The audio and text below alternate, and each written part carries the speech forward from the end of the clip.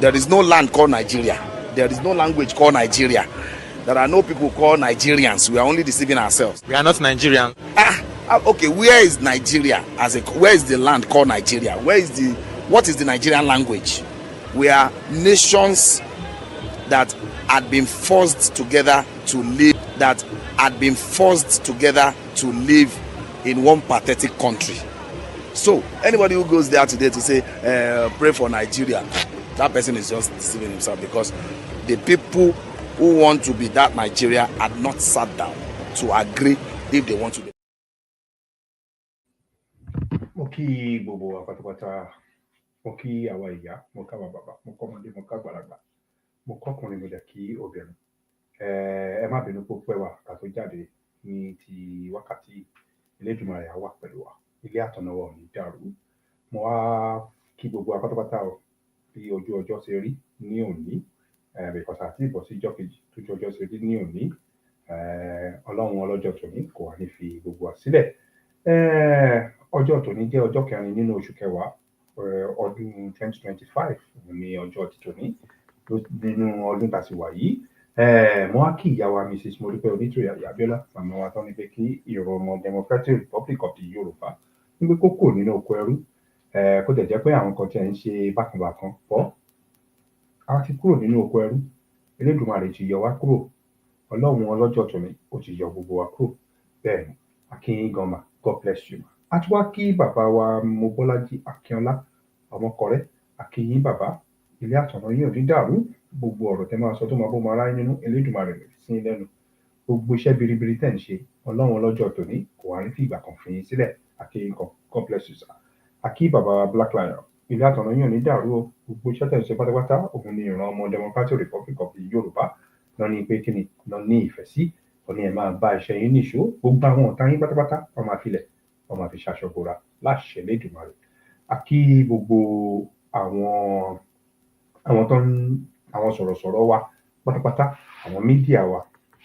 pátápátá la kí. Elédùmarè ọlọ́jọ́ tòní kò ní fi yín lẹ̀ o. Gbogbo ọ̀rọ̀ tẹ́ máa sọ tó máa bọ́ máa ráyé nínú, Elédùmarè kò ní fi sí yín ní ẹnu. Ẹ ṣé gan, God bless you ma, and God bless you sir. Bẹ́ẹ̀ náà ni a wá tún kí àwọn gbogbo aṣojú pátápátá,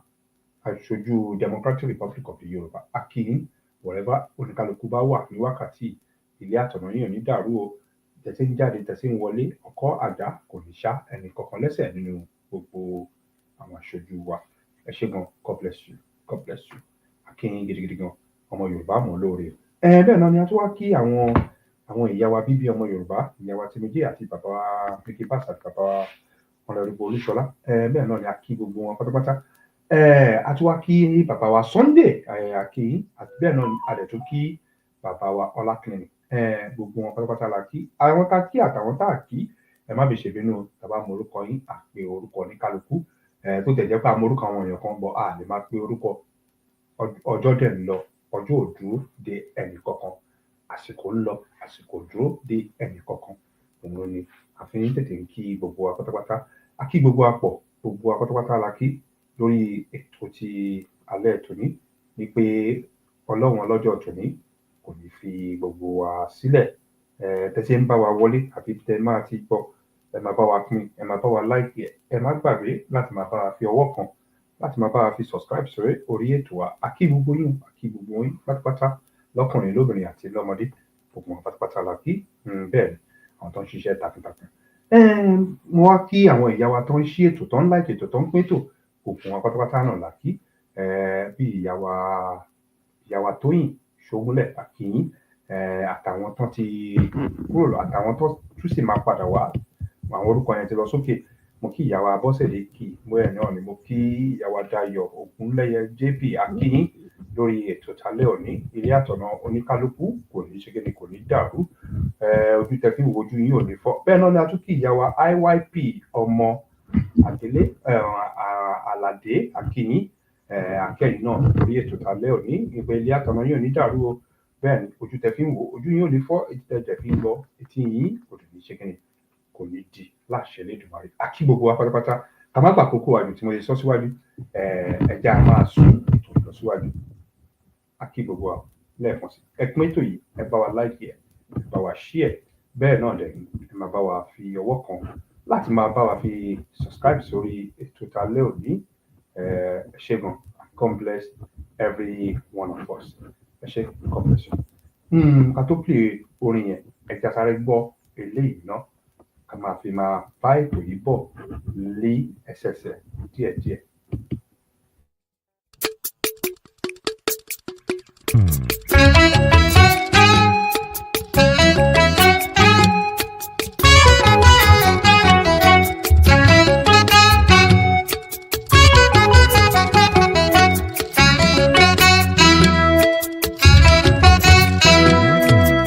Àṣà wa dára,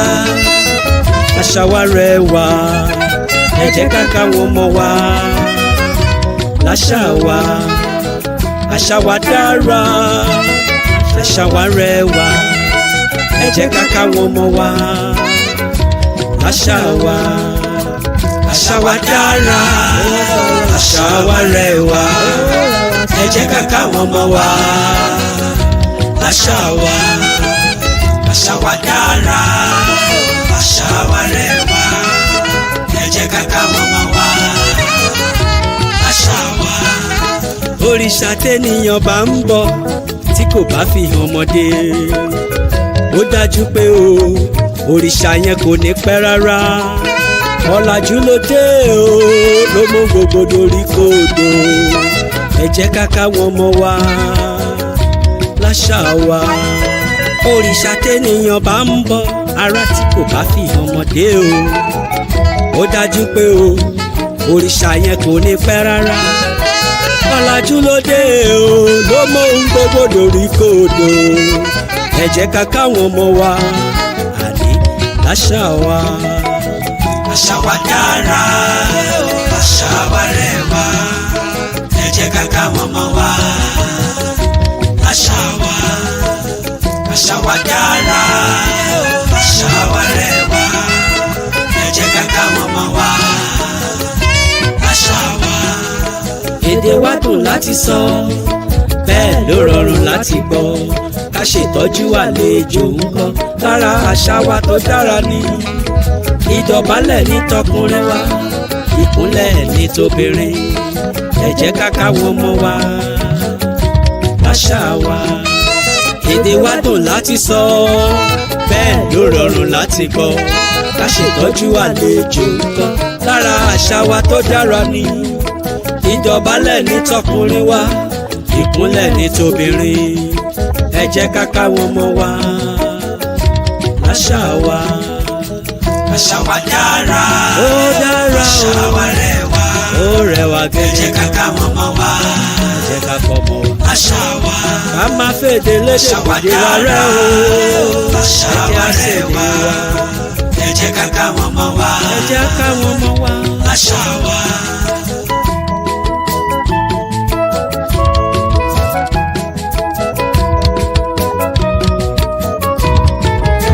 Gbogbo àwọn ọmọ wa ní àṣà wa ó ṣe kókó, kí a kọ́ gbogbo àwọn ọmọ wa ní àṣà wa lẹ́nu àgbẹ̀. Ìró àti bùbá ní tiwa, kẹ̀m̀bẹ̀ àti ṣòkòtò, káwé gèlè kó dúró lórí, kágẹ́fìlà kórí ẹni wú. Dàsíkí ń bẹ nínú aṣọ wa, àrán àtòfì ò bẹ́yìn o, ẹ jẹ́ ká káwọn ọmọ wa láṣà wa. Ìró àti bùbá ní tiwa, kẹ̀m̀bẹ̀ àti ṣòkòtò, káwé gèlè kó dúró lórí, kágẹ́fìlà kórí ẹni wú. Dàsíkí ń bẹ nínú aṣọ wa, àrán àtòfì ò bẹ́yìn o, ẹ jẹ́ ká káwọn ọmọ wa láṣà wa. Àṣà wa dára, àṣà wa rẹwà, ẹ jẹ́ ká káwọn ọmọ wa láṣà wa. Àṣà wa dára, àṣà wa rẹwà, ẹ jẹ́ ká káwọn ọmọ wa láṣà wa. Ká sùn rárá ká kéwì ńkọ́, ṣebí lára àṣà wa ni. Ìjálá ẹkún ìyàwó ńkọ́, lára àṣà wa tó dára ni. Ijó wa ṣáá ní bàtà o, ọlọ́jọ̀ àtàgídìgbò, ẹ jẹ́ ká káwọn ọmọ wa láṣà wa. Ká sùn rárá ká kéwì ńkọ́, ṣebí lára àṣà wa ni. ìjálá ẹkún ìyàwó ń kọ́ lára àṣà wa tó dára ní ijó wa ṣáá ní bàtà o ọlọ́jọ́ àtàgídìgbò ẹ jẹ́ ká káwọn ọmọ wa àṣà wa torí àṣà wa dára àṣà wa rẹwà ẹ jẹ́ ká káwọn ọmọ wa àṣà wa dára àṣà wa rẹwà ẹ jẹ́ ká káwọn ọmọ wa àṣà wa dára àṣà wa rẹwà ẹ jẹ́ ká káwọn ọmọ wa àṣà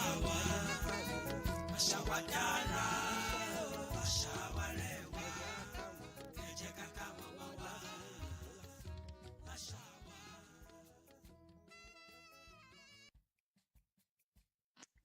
wọ́n ń ṣe wọ́n ń ṣe wọ́n ń ṣe wọ́n ń ṣe ọlọ́run ti ṣe ìtàn ẹlẹ́gan ló ti kú dànù ó ti kú dànù sí iná jó pa iye pẹ́tẹ́ ẹlẹ́gàn ló ṣòro ẹlẹ́gàn ti kú ni. wọ́n ń ṣe wọ́n ń ṣe wọ́n ń ṣe wọ́n ń ṣe ọlọ́run ti ṣe ìtàn ẹlẹ́gàn ti parun. ayọ̀wádé ayọ̀ ayọ̀ ayọ̀ wa káàbọ̀ ayọ̀ wa wọlé dé. ayọ̀ wa ti dé o ayọ̀ ayọ̀ ayọ̀ wa káàbọ̀ ayọ̀ wa wọlé dé o. ire wa ti dé o ire ayọ̀ o ire wa káàbọ̀ ire wa wọlé dé o. ayọ̀ wa ti dé o ayọ̀ ayọ̀ o ayọ̀ wa káàbọ̀ ayọ̀ wa wọlé dé o. wá sí DIYTIYP bàbá tí múlẹ̀ rí iṣẹ́ o wá sí DIYTIYP bàbá tí múlẹ̀ rí iṣẹ́ o ìlérí ayọ̀ ìlérí ògo ìlérí ìgbàlà ìlérí ìyanu ìlérí ayọ̀ ìlérí ògo ìlérí ìgbàlà ìlérí ìyanu wá sí DIYTIYP bàbá tí múlẹ̀ rí iṣẹ́ o wá sí DIYTIYP bàbá tí múlẹ̀ rí iṣẹ́ o ìlérí ayọ̀ ìlérí ògo ìlérí ìgbàlà ìlérí ìyanu kábíyèsí o wá sí DIYTIYP bàbá tí múlẹ̀ rí iṣẹ́ o wá sí DIYTIYP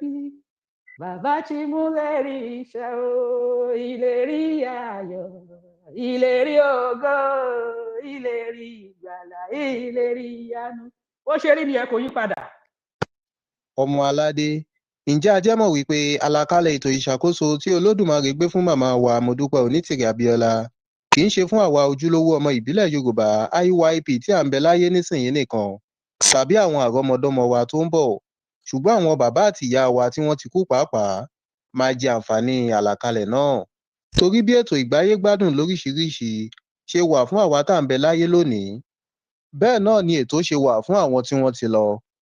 nítorí ní orílẹ̀-èdè olómìnira tiwantiwa ti yorùbá Democratic Republic of the Yorùbá lára àwọn nǹkan tí ìṣàkóso orílẹ̀-èdè DRY máa mójútó gidi ni àwọn itẹ́ òkú tó ń bẹ ní ilẹ̀ wa torí gbogbo àwọn itẹ́ tí àwọn bàbá wa àti ìyá wa yìí sùn sí ni àtúnṣe tó lóòrìn máa dé bá débi pé gbogbo ìwà ìbàjẹ́ bíi ká gé orí olórí ẹsẹ̀ ẹlẹ́sẹ̀ ò ní sí mọ́ torí ààbò tó péye máa wà ní gbogbo àwọn itẹ́ tó ń bẹ nílẹ̀ DRY bákan náà àwa IYP tí a sin àwọn òkú wa sílé a máa ṣe ìforúkọsílẹ̀ pẹ̀lú ìṣàkóso DRY torí dandan ni fún wa láti máa tún ibi tí àwọn òkú wa yìí sùn sí ṣe àti pé lóòrèkóòrè ni àwọn ẹ̀ka ìṣàkóso tó mójútó àwọn nǹkan wọ̀nyí yóò máa wá ṣe àyẹ̀wò síbi tí àwọn bàbá àti ìyá wa yìí sùn sí fún ìdí èyí gbogbo ọmọ aládé pàápàá jùlọ àwa tó jẹ́ wípé oko ti dí mọ́ ilé ìkẹyìn àwọn bàbá àti ìyá wa yìí ẹ jẹ́ kí a bẹ̀rẹ̀ sí ní lọ máa tún ṣe torí ìwọlé àwọn alákòóso wa sí oríkò ilé ìṣàkóso wa ò pẹ́ mọ́ ọdún yìí ni. Lọ́gán tí wọ́n bá sì ti wọlé ní àwọn ètò wọ̀nyí yóò bẹ̀rẹ̀. Ní kété tí àwọn alákòóso wa bá ti wọ oríkò ilé iṣẹ́ ìṣàkóso wọn ní àwọn àlàkalẹ̀ rere tí Ọlọ́run Olódùmarè gbélé mọ̀mọ́ wa Modúpẹ́ọlá Onítìrí Abíọ́lá lọ́wọ́ ni wọn ó bẹ̀rẹ̀ iṣẹ́ lé lórí lẹ́sẹ̀kẹsẹ̀. Àwọn bíi ọ̀nà wa tó ti di kòtò ọ̀run tí ọ̀pọ̀ sì ń kú tó ń ba oyún jẹ́, gbogbo rẹ̀ pátápátá ni wọn ó bẹ̀rẹ̀ sí máa ṣe, yóò bẹ̀rẹ̀ sí di ọ̀tun lẹ́sẹ̀kẹsẹ̀ ní gbogbo orígun mẹ́rẹ̀ẹ̀rin orílẹ̀-èdè Democratic Republic of the Yorùbá. Àwọn àǹfààní lọ́lọ́kan òjọ̀kan yóò sì máa tẹ̀lé bákan náà bíi ìwòsàn ọ̀fẹ́ àti ẹ̀kọ́ ọ̀fẹ́. Ohun gbogbo tó ti wà nínú àkàlàkalẹ̀ rere yóò bẹ̀rẹ̀ sí di mímúṣẹ. Àwa ọmọ aládé, ẹ jẹ́ kí a fi ọkàn balẹ̀ nítorí ìgbà yìí ni, àkókò yìí ni. Ọlọ́run Olódùmarè ti dá wa lóhùn, ó sì ti bá wa ṣe láṣeyọrí tí kò sí ẹnikẹ́ni tó lè dá padà tàbí tí ó lè yí padà. Lóòótọ́ àwọn ọ̀tá wọ́n ń dìde lọ́tùn lósì, ṣùgbọ́n tí Olúwa ni ìṣẹ́gun, Ọlọ́run sì ti ṣẹ́gun fún wa. Ẹ jẹ́ kí a fọkàn balẹ̀. Tiwa ni wípé nígbà tí a bá ti gbọ́ wípé àwọn alákòóso wa ti wọ oríkò ilé iṣẹ́ ìṣàkóso, bẹ́ẹ̀ ni kí gbogbo wa dìde kí a sì lọ fi ijó àti ayọ̀ kí a fi yẹ wọn sí ní ibikíbi tí wọ́n bá ní kí a ti pàdé, torí wípé ìgbà yìí ni, àkókò yìí ni, oríire wa ti dé, ìgbà ọ̀tun wa ti dé, a ó sì rí lò ní agbára Ọlọ́run Olódùmarè. Ìbùkún ni fún orílẹ̀-èdè mi Democratic Republic of the Yorùbá DRY. Lẹ́yìn Ọlọ́run Olódùmarè, Yorùbá ni àkọ́kọ́. Ẹ̀yin ọmọ aládé, ẹ jẹ́ kí a máa wò bóyá ikún ló lóko ni tàbí pàkúté ni. Ẹ jẹ́ a máa wo ibi tí wọ́n máa bá yàrá wọn jà. Ohun kan tí ó dá mi lójú ni pé ẹni tọ́lọ́run ò lè mú kò tí ì dá o. Ó ní ọ̀rọ̀ àwọn ọ̀bàyéjẹ́ àwọn gómìnà tí wọ́n sì ń jẹ gàba lórí ilẹ̀ wa Democratic Republic of the Yorùbá DRY. Apàlọ̀pàlọ̀ kí wọ́n kúrò ní sẹkítẹ́ríàtì wa, wọ́n kọ̀ wọ́n fà á kíkọ́rí wọn ò jáde. Ṣebí ẹni tọ́lọ́run dá ní ẹjọ́ ni tó ń fi apá jáná tó lóun ò gbà ní ọ̀rọ̀ wọn, káwo bí tán máa gbé ẹjọ́ lọ. Nítòótọ́ òun ni ìwà ìgbésùnmọ̀mí àti ìtagẹ̀rẹ̀jẹgàba, ìgbéraga àti àìlọ́pọlọ ti ètò àwọn amúnisìn tí wọ́n pè ní Nàìjíríà ń wù lórí ilẹ̀ aṣàkóso ara ẹni wa kò lè tẹ̀síwájú fún ìgbà pípẹ́. Wọ́n fẹ́ o wọ́n kọ̀, wọ́n máa tó kúrò láìpẹ́. Ọpẹ́ ni fún Ọlọ́run Olódùmarè tí ó lo ìyá wa Múà, ìyá alálùbáríkà, fún àṣeparí iṣẹ́ tí wọ́n ti ṣe láti kó wa kúrò pátápátá lóko ẹrú. Ẹ̀yin ọmọ aládé, ẹ máa jó kí ẹ sì máa yọ̀. Ọkọ̀ ìgbàlà tí Múà ti dé èbúté ayọ̀ náà, ogun sì ti ṣẹ́. Ìfarahàn ìṣàkóso lójúkorojú ló kù wá kù báyìí. Ẹ̀yin ọmọ aládé, ẹ má bẹ̀rù, bẹ́ẹ̀ ni kí ẹ má sì ṣe fòyà. Ire náà ti dé tán. Ìbùkún ni fún orílẹ̀-èdè mi Democratic Republic of the Yorùbá DRY. Lẹ́yìn Ọlọ́run Olódùmarè, Yorùbá làkọ́kọ́. Ẹ̀yin ọmọ aládé, ó ti yá o, bẹ́ẹ̀ ni, ṣebí tí a bá dá ọjọ́, ọjọ́ máa ń pé. Bí a bá dá ìgbà, ìgbà ń kò ní. Bẹ́ẹ̀ ni ìràwé kì í dá ọjọ́ ilẹ̀ kó sọ̀nà. Ẹ̀yin ọmọ aládé, nípa oore ọ̀fẹ́ Ọlọ́run Olódùmarè, àkókò tó báyìí fún àwa ọmọ ìbílẹ̀ Yorùbá láti gbé àwọn alákòóso wa tí wọ́n ti wà ní ìkàlẹ̀ tí a ti ṣètò sílẹ̀ wọnú àwọn sẹkítẹ́ríàtì àti àwọn ilé-iṣẹ́ ìṣàkóso wa. Ẹ̀yin ọmọ aládé, àkókò nìyí láti gbéradì kí gbogbo àwọn ohun mèremère tó wà nínú àlàkalẹ̀ tọ́lọ́run gbélé ìyá wa Múà lọ́wọ́ kó lè bẹ̀rẹ̀ iṣẹ́ ní wàrà ṣẹṣà ní orílẹ̀-èdè Democratic Republic of the Yorùbá DRY. Àwọn ohun mèremère tí mò ń sọ̀rọ̀ nípa rẹ̀ ní àwọn àǹfààní bíi ètò ẹ̀kọ́ ọ̀fẹ́, ètò ìlera ọ̀fẹ́, ètò ẹ̀yáwó láì ní èlé lórí, ojú ọ̀nà tó ń dán kùlùlù, ètò omi ẹ̀rọ tó mọ́ gàràgà, ètò iná mànàmáná tí ò ní ṣẹ́jú, àti gba iṣẹ́ tàbí rí iṣẹ́ ṣe ìrọ̀rùn ló bá dé, àti bẹ́ẹ̀ bẹ́ẹ̀ lọ. Kí a kàn mẹ́nubà díẹ̀ ni, ńṣe ni ìgbé ayé gbádùn pọ̀ ní yanturu nínú àwọn àlàkalẹ̀ tí ó wà lọ́wọ́ ìyá wa Mua. Ẹ má jà bẹ̀rù, ẹ má sì jẹ́ ká fòyà. Láìpẹ́ láì jìnnà, ní kété tí àwọn alákòóso wa bá ti wọ iléeṣẹ́ wa méjèèjì, ńṣe ni àwọn ohun mèremère náà yóò bẹ̀rẹ̀ ní pẹrẹwu. Lẹ́yìn Ọlọ́run Olódùmarè, Yorùbá ni àkọ́kọ́. Ìrọ̀rùn dé fún gbogbo àwa ọmọ Democratic Republic of Yorùbá nítorí pé ohun tí a ń pè ní ìyàn, ebi, ikú àìtọ́jọ́, òṣì, ìdààmú àti àìríjẹ, àìrímu, àìríná àti àìrílò, àìrí iṣẹ́ ṣe ó di ohun ìgbàgbé ní orílẹ̀-èdè Democratic Republic of Yorùbá. Ní kété tí àwọn alákòóso wa bá ti wọ oríkò iléeṣẹ́ ìṣàkóso wọn ní orígun mẹ́rẹ̀ẹ̀rin orílẹ̀-èdè Democratic Republic of Yorùbá, ní ìṣẹ́ yóò dé òpin, ní ìyàn yóò dé òpin, ní àìrí oúnjẹ jẹ àbí ikú ń pani lọ́tún lósì, òpin yóò sì dé bá a, torí pé kò ní sí ọ̀wọ́n gbogbo oúnjẹ mọ́. Àwọn alákòóso wa ń ṣiṣẹ́ lórí eléyìí gidigidi, torí tí ebi bá ti kúrò nínú ìṣẹ́ bùṣe. Ẹ jẹ́ kí gbogbo wa fi ọkàn balẹ̀, kí inú wa máa dùn, kí ayọ̀ wa máa kún. Ohun kan tó kù wá kù ni wípé tí a bá ti gbọ́ wípé àwọn alákòóso wa ti wọ oríkò iléeṣẹ́ ìṣàkóso wọn, ẹ jẹ́ kí gbogbo wa jáde, kí a lọ fi ijó àti ayọ̀ kí a fi yẹ wọn sí, torí nínú àlàkalẹ̀ rere tí Olódùmarè gbélé mọ̀mọ́ wa Modúpẹ́ Ọlá Onítìrí Abíọ́lá lọ́wọ́, kò fi àyè gba ebi tàbí ìyàn, ikú àìtọ́jọ́, àìríṣẹ́ṣe tàbí òṣì tàbí ìdààmú fún àwa ọmọ aládé. Orílẹ̀-èdè wa ti di orílẹ̀-èdè àjọyọ̀, àpéwáwò àti ìdùnnú fún gbogbo àwọn ọmọ aládé. Ẹ jẹ́ kí àwa náà wo ohun tí a fẹ́ ṣe tàbí ohun tí a fẹ́ fi gbé orílẹ̀-èdè wa lárugẹ, torí pé àkókò yìí ni, ìgbà yìí ni tí Olódùmarè ti ṣe é, ó sì ti fi ìdí rẹ̀ múlẹ̀, kò sì sí ẹnikẹ́ni tàbí ẹ̀dá ẹnìkan tí ó lè fàtu láéláé. Ìbùkún ni fún orílẹ̀-èdè mi Democratic Republic of Yorùbá DRY. Lẹ́yìn Ọlọ́run Olódùmarè, Yorùbá ni àkọ́kọ́. So Nigeria is a country made out of 3 groups of people. You know, last time I told you that I never forget Nigeria. So I have to tell you more about Nigeria to show you that I will never forget Nigeria. You love them so much. Yes. So Nigeria is a country made out of 3 groups of people. The Hausas, the Yorubas, and the Igbos. Igbos. Yeah. The 3 major groups in Yeah, Nigeria. the 3 major groups in Nigeria. I wonder, in the 19th century,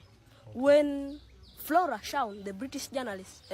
named Nigeria. Which year was that? It was 1897. Yeah, exactly. In 1897, that's when Flora Shawn named Nigeria. So I wonder what was the name of Nigeria before being named Nigeria. I also wonder.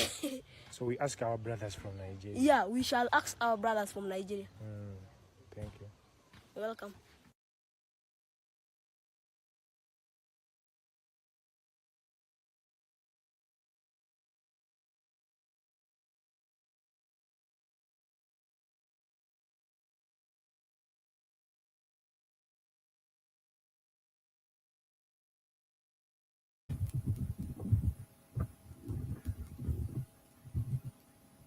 Mo kí gbogbo wa pátápátá, mo kí àwọn ìyá wa, mo kí àwọn bàbá wa, bẹ́ẹ̀ náà ni mo kí ọmọdé, mo dẹ̀ kí àgbàlagbà, mo kí ọ̀dọ́, mo dẹ̀ kí arúgbó nínú ilé. Lẹ́ẹ̀kan sí, àwọn ọ̀rọ̀ tá máa gbọ́ ní alẹ́ òní, tó bá ń gbé tí ọ̀tún wọlé kò ní gba tòsì jáde. Ẹ jẹ́ kí gbogbo wa farabalẹ̀ kí ká gbọ́ gbogbo àwọn ọ̀rọ̀ tá máa gbọ́ ní alẹ́ òní. Nínú àwọn ọ̀rọ̀ ká tó gbọ́ àwọn ọ̀rọ̀ kankan rárá ní alẹ́ òní, a máa kọ́kọ́ ṣe kíni, a máa play fídíò kan síwájú. Fídíò a máa play fídíò Ògúnnísì síwájú tí gbogbo wa tá ti ń retí láti gbọ́, tí gbogbo wa ti ń farabalẹ̀ láti gbọ́, tó jẹ́ pé a ti gbọ́ ní àwọn ibì kọ̀ọ̀kan tẹ́lẹ̀tẹ́lẹ̀, a tún máa gbọ́ níbí báyìí. Tó jẹ́ pé aláti ṣe kíni, aláti fi ara balẹ̀. Ó ṣe kókó gidigidi gan. Lórí ètò ti alẹ́ tòní, tí bá sọ pé ilé àtọ̀nà tiwa, ilé àtọ̀nà àwọn ọmọ Democratic Republic of the Yorùbá,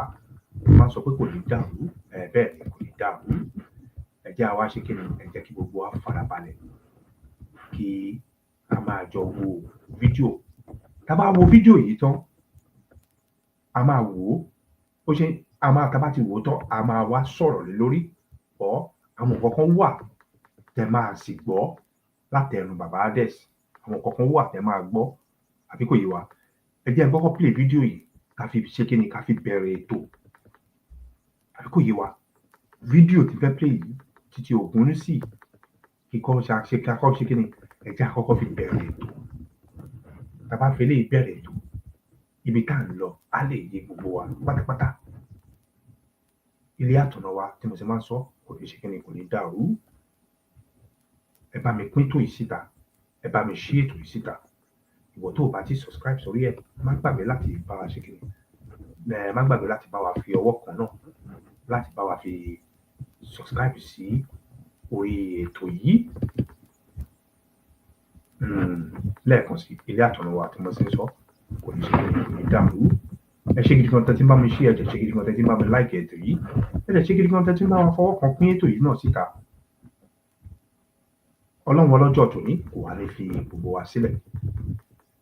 We appreciate every one of you tonight. Ẹ bá wa pín, ẹ bá wa like ẹ jẹ́ bá wa subscribe sí. Ó yá, ẹ jẹ́ a jọ wo fídíò yìí. Tá bá wo fídíò yìí, àkọ́kọ́ dákẹ́ ná, mo fẹ́ jẹ́ kí gbogbo wa ká jọ gbọ́. Ẹ jẹ́ a jọ gbọ́ fídíò yìí. Ó ṣe kókó, ẹ jẹ́ a jọ fetí ara wa ká jọ gbọ́ nǹkan tí arákùnrin yìí sọ. Ká tó wá fún láwọn èsì. Ká tó fún láwọn èsì kàntìkàntì àwọn èsì. A wá síbẹ̀ láti wá búyàn o. A wá síbẹ̀ láti wá gbé àwọn ọ̀rọ̀ kalẹ̀ sílẹ̀ fún àwọn ènìyàn wa, àwọn ènìyàn láti mọ nǹkan tó ń jẹ́ òdodo àti òtítọ́. Kó lè yé wa dájúdájú gbogbo àwọn ọ̀rọ̀ tí màmá ti sọ sẹ́yìn. Nígbà àwọn kan máa ṣe kíni, wọ́n máa gbó ojú síta. Ká fi lè mọ̀ pé àwọn nínú wọn ti ń jáde síta, tó dẹ̀ ti ń gbé ojú síta, àbí kò yé wa. Ẹ jẹ́ a kọ́kọ́ farabalẹ̀ ná. Ẹ má ti jẹ́ bẹ́ síwájú. Ẹ jẹ́ a jọ gbọ́ fídíò yìí. Ẹ jẹ́ kí èmi ṣe kíni, ẹ jẹ́ a dákẹ́ bí báyìí. Ẹ ṣé gan. God bless you. Meeting with Mr. President, where we Nínú fídíò yìí, from this video, YouTube, we have no copyright on this video. We are just using this video just for our people to see exactly what is going on this video. That is all. Just to listen. That is all. We have no copyright. Whatever this video coming out from, I know this video coming out from NTA. We give NTA credit from this platform. We give them credit. Whatever this video coming out from NTA, we give them credit. We appreciate them. Once again, credit from the resource. Oh yeah, ẹ jẹ́ a jọ gbọ́ fídíò yìí. Ilé àtọ̀nà wa.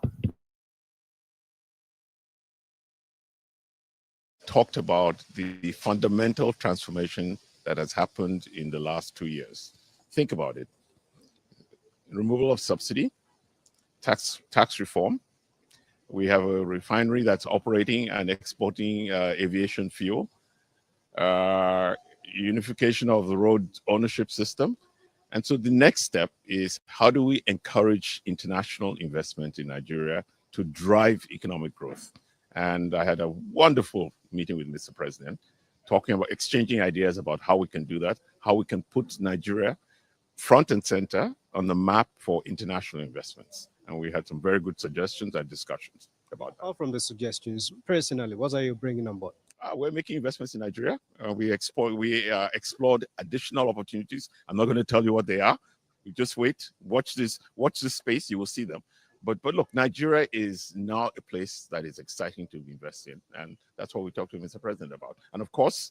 as you would expect, he was very encouraging of international investments in Nigeria. Okay, I'm not expecting you to tell me how you told the president, but what sector particularly are you interested in? Yeah, but you think about all the sectors that we invest in. Energy. So we invest in energy. We're building LNG plants in Texas. We're building LNG plants in Australia. There's gas in Nigeria. Nigeria is a huge gas province. People describe me as a guy who bought Gatwick Airport. I didn't personally buy Gatwick Airport, but the aviation sector is also an area of interest to us. I confess to Mr. President that one of our companies has ports in Cotonou, and it has a port in Lomé, none in Nigeria. So I asked for his forgiveness and understanding, and being the gentleman that he was, he forgave me, but said, you have to bring port investment to Nigeria. So that's another area we're looking at. Renewables, that's another area. So lots of investment opportunities in Nigeria. You just have to be serious about making the right moves. I think when Nigerians in Nigeria and when Nigerians in the diaspora invest in Nigeria, it can only be a great signal for the international community to invest in us and make our country greater. We thank President Tinubu for his policies. They have made Nigeria investable. We wish him all the very best, and we give every assurance to the president and every assurance to the Nigerian people that we will do our very best, and it will create a fast-growing Nigeria which will achieve its objectives. Our president has done fundamental reform, and that reform on its own invited all these people that you are saying. We've done the fundamental. The next thing for us is to lead export-led economy, which is why you see these are great Nigeria. And they have committed. Mr. President has given them go ahead. And the only thing I can say is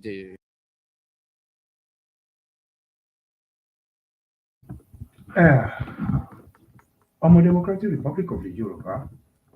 ṣe ti gbọ́ ọ̀rọ̀ láti ẹnu àwọn tó ń sọ̀rọ̀ tí gbogbo wa láti farabalẹ̀ láti gbọ́ gbogbo ọ̀rọ̀ tó sọ pátápátá. Tí a bá wò ó ní àkọ́kọ́, mo sọ fún yín síwájú pé àwa síta láti wá ṣe kíni, láti wá bá ẹnì kankan jà. Àwa síta láti wá bá ẹnì kankan jà. Àwa síta láti wá educate àwọn ènìyàn wa àti láti wá ṣí wọn ní ojú àti wá ṣí wọn ní ọpọlọ àti láti wá bá wọn sọ ọ̀rọ̀ òdodo ọ̀rọ̀. Tẹ́ bá mo tún padà lọ sórí ọ̀rọ̀ màmá. Ṣé pé màmá sọ fún wa nígbà yẹn pé ó máa yá láìpẹ́ o. Àwọn èèyàn máa gbójú síta o. Àwọn tẹ́yin gan ò ní expect ẹ máa rí wọn tó máa gbójú síta o. Kò yé yín ni. Ara wọn leléyìí o. Ó ti ń ṣẹlẹ̀ o. Ó ti ń ṣẹlẹ̀ o. Àwọn kan ò lè hide ẹ̀ mọ́. Wọ́n ti ń gbójú síta. Ó ti ń ṣẹlẹ̀. Ṣé rí nínú ọ̀rọ̀ tí Adébáyọ̀ Ògúnlúsì tó sọ sí ìta? Number one, mo fẹ́ jẹ́ kẹ́ kọ́kọ́ wo body language ẹ̀ ìgbà tó ń sọ̀rọ̀. Ẹ wo body language ẹ̀ ìgbà tó ń sọ̀rọ̀. Ṣé kó sọ ó make a statement kan bẹ́ẹ̀ pé òun bẹ Tinubu ní pé òun o ní pé nǹkan tóun ṣe sí Kútọ́nù yẹn ní pé kò yẹ kóun ṣe síbẹ̀, pé Nàìjíríà ló yẹ kóun ṣe sí. Pé Nàìjíríà ló yẹ kóun ṣe sí. Tẹ́ bá wá wo body language ẹ̀, ó yé ọ̀rọ̀ tó sọ yẹn, ó yé dáradára, ó yé gidigidi gan tó fi sọ orú ọ̀rọ̀ báyẹn síta. Ṣé mo kọ́ ni pé ajá tó bá máa sọnù kò ní gbọ́ fi ọlọ́dẹ. Bẹ́ẹ̀ni, ajá tó bá máa sọnù kò ní gbọ́ fi ọlọ́dẹ rárá, kò ní gbọ́. Ògúnlúsì àbí Adébáyọ̀ Ògúnlúsì, Yorùbá ní ẹ̀, Yorùbá lọ̀rọ̀ tá à ń sọ yìí. Àsìkò yín rèé láti wá jáde síta, láti wá máa ṣe kíni. Ṣé ẹ̀ ń impress ara yín ni àbí ẹ fẹ́ impress àwọn ọmọ Democratic Republic of the Yorùbá ní pé àsìkò yìí o ẹ máa jáde síta o, ẹ máa wá ṣe nǹkan sí port ní ìlú Democratic Republic of the Yorùbá? Number one, nǹkan tí mo kọ́ fẹ́ fún yín ní alẹ́ òní, Ògúnlúsì. Number one, mo fẹ́ jẹ́ kí nǹkan kan yé yín pé Nigeria is not a country, whereas it's not a nation. tó yé yín dáradára, tó yé yín. Tẹ́ bá pera yín ní lọ́ọ̀yà, fine. Tẹ́ bá pera yín ní lọ́ọ̀yà, fine. Lọ́ọ̀yà láti mọ òdodo ọ̀rọ̀ because ẹ̀ ń gbé abroad lẹ́ ń gbé and ẹ mọ nǹkan tó ń pè ní nation, ẹ dẹ̀ mọ nǹkan tó ń pè ní country. You know between country and nation. Ẹ mọ nǹkan tó ń pè ní orílẹ̀-èdè. You know it very well. Ẹ mọ nǹkan tó ń jẹ́ bẹ́ẹ̀. Ẹ lè ní ẹ mọ nǹkan tó ń pè ní nation. Tó bá ń pè ìlú ní pé nation ẹ mọ̀. Tó bá dẹ̀ ń pè ìlú ní country ẹ mọ̀. Tó bá dẹ̀ ń pè ìlú ní pé ìlú yìí o kò ń ṣe country. Ó yé yín dájúdájú. Ògúnnísì Adébáyọ̀ Ògúnnísì ó yé yín dájúdájú. Ó yé yín gidigidi gan. Ọmọ Yorùbá ní ó yé yín gidigidi gan. Ìlú UK tẹ́ ń gbé, London tẹ́ ń gbé. Ẹ jọ̀ọ́ mo fẹ́ bèrè question lọ́wọ́ yín. Adébáyọ̀ Ògúnnísì, I just want to ask you a simple question. Just tiny simple question. Mo fẹ́ bèrè lọ́wọ́ yín. Ìlú London tẹ́ ń gbé. England kan náà tẹ́ ń gbé yẹn. Ìlú London tẹ́ ń gbé yẹn. UK tẹ́ ń gbé yẹn. What language are they speaking there? What language are they speaking in there? Language wo náà sọ ń bẹ̀? Èdè wo náà sọ ń bẹ̀? Tó fi ń pè wọ́n ní English. What language are they speaking there? Tó bá ti yé yín, as a lawyer, tó bá ti yé yín, ẹ answer yẹn fún ara yín. Answer that question for yourself. Number 2, ẹ lè ní pé ẹ gbọ́ nǹkan tó lọ ní United Nations. You can't say that ẹ gbọ́ nǹkan tó lọ ní United Nations. You can never say it. You can't deny it. Kò ṣe ń deny, kò dẹ̀ ṣe ẹ lè fọwọ́ aago, ẹ lè fọwọ́ ara yín yí padà sẹ́yìn. Ibùdó gan, ìlú Togo tẹ́ ń lọ, èdè wo náà sọ ní ìlú Togo tẹ́ ń lọ, àbí ìlú Kútọ́nù tẹ́ ń lọ, èdè wo náà sọ ń bẹ̀. You know it. Ibi tẹ́ ti náà ń build tẹ́ ní pé ẹ̀ ń create investment, whatever the investment tẹ́ ń create síbẹ̀. You know it. What language are they speaking there? Are they speaking 10 language there? Àbí wọ́n mú ìlú míì, wọ́n gbé èdè oríṣiríṣi, wọ́n wá pa wọ́n pọ̀, wọ́n wá pè wọ́n ní orílẹ̀-èdè. How is it possible? Ó yé yín náà. You know much better. Tó jẹ́ pé lọ́ọ̀yà ní. Ó yé yín náà. Ẹ wá rí pé ẹ ti wá rí àwọn ọmọ Yorùbá, especially Democratic Republic of the Yorùbá, tó lè jẹ́ pé ẹ ti gbọ́, ẹ ti mọ̀, tó jẹ́ pé ó ti kàn sí yín ní ara ní pé ìlú yìí o Democratic Republic of the Yorùbá kò sí nínú Nàìjíríà mọ́, tó yé yín dájúdájú. Ẹ wá ní guts láti jáde síta pé ẹ ń bá Tinubu sọ̀rọ̀. Tinubu tó ń rule ní ìlú Nàìjíríà, not in Democratic Republic of the Yorùbá. Ẹ̀yin wá ní guts again ní pé ẹ fẹ́ wá sí port sí Lagos, sínú ilẹ̀ Yorùbá, inú Democratic Republic of the Yorùbá. Ẹ wá máa rule as a Nigeria. Ṣé wọ́n pé ẹ̀ ń commit a crime, ẹ̀ ń commit a lot of crime. The way tẹ̀sí ń pera yín lọ́ọ̀yà gan, ẹ̀ ń commit a lot of crime. Ó dẹ̀ yé wa ibi tẹ̀sí ń bọ́ ọ̀rọ̀ yìí bọ̀, àwọn amúnisìn náà rán yín. Kámúnisìn ò bá rán yín síta, ẹ̀ ní jáde sí ìta láti wá máa sọ̀rọ̀ àwọn speech tẹ́ ń sọ síta yìí. Ẹ̀ ní jáde síta láti wá máa sọ̀rọ̀ àwọn speech tẹ́ ń sọ síta yìí. Ó yé yín. Ó yé yín gidigidi gan. Ṣé ẹ wá rè pé Tinubu tẹ́ ń bá sọ̀rọ̀ yẹn? Are you telling me now that Tinubu ó ní orí òun ló ní gbogbo orí tó wà lórí Democratic Republic of the Yorùbá? Tinubu ní orí táwọn ènìyàn láti máa sìn. Is that what you are telling me? Is that what you are telling me? Nǹkan tẹ́ ń sọ síta nìyẹn. Is that the way you work in England you are living? You are living a better life, but in your own people, they are not living a better life. They are not living a better life. They cannot even eat 3-day meal. Ẹ̀yin dẹ̀ ń jẹ oúnjẹ mẹ́ta ní ìlú UK. Ẹ wá jáde síta, ẹ wá rí pé ẹ wá fẹ́ máa fool àwọn ènìyàn. Ẹ rí pé because of whatever tẹ́fẹ́ wá fẹ́ fi dá business sílẹ̀ lórílẹ̀-èdè Democratic Republic of the Yorùbá, ẹ wá rí pé ìyẹn ló máa push àwọn ọmọ Yorùbá. No,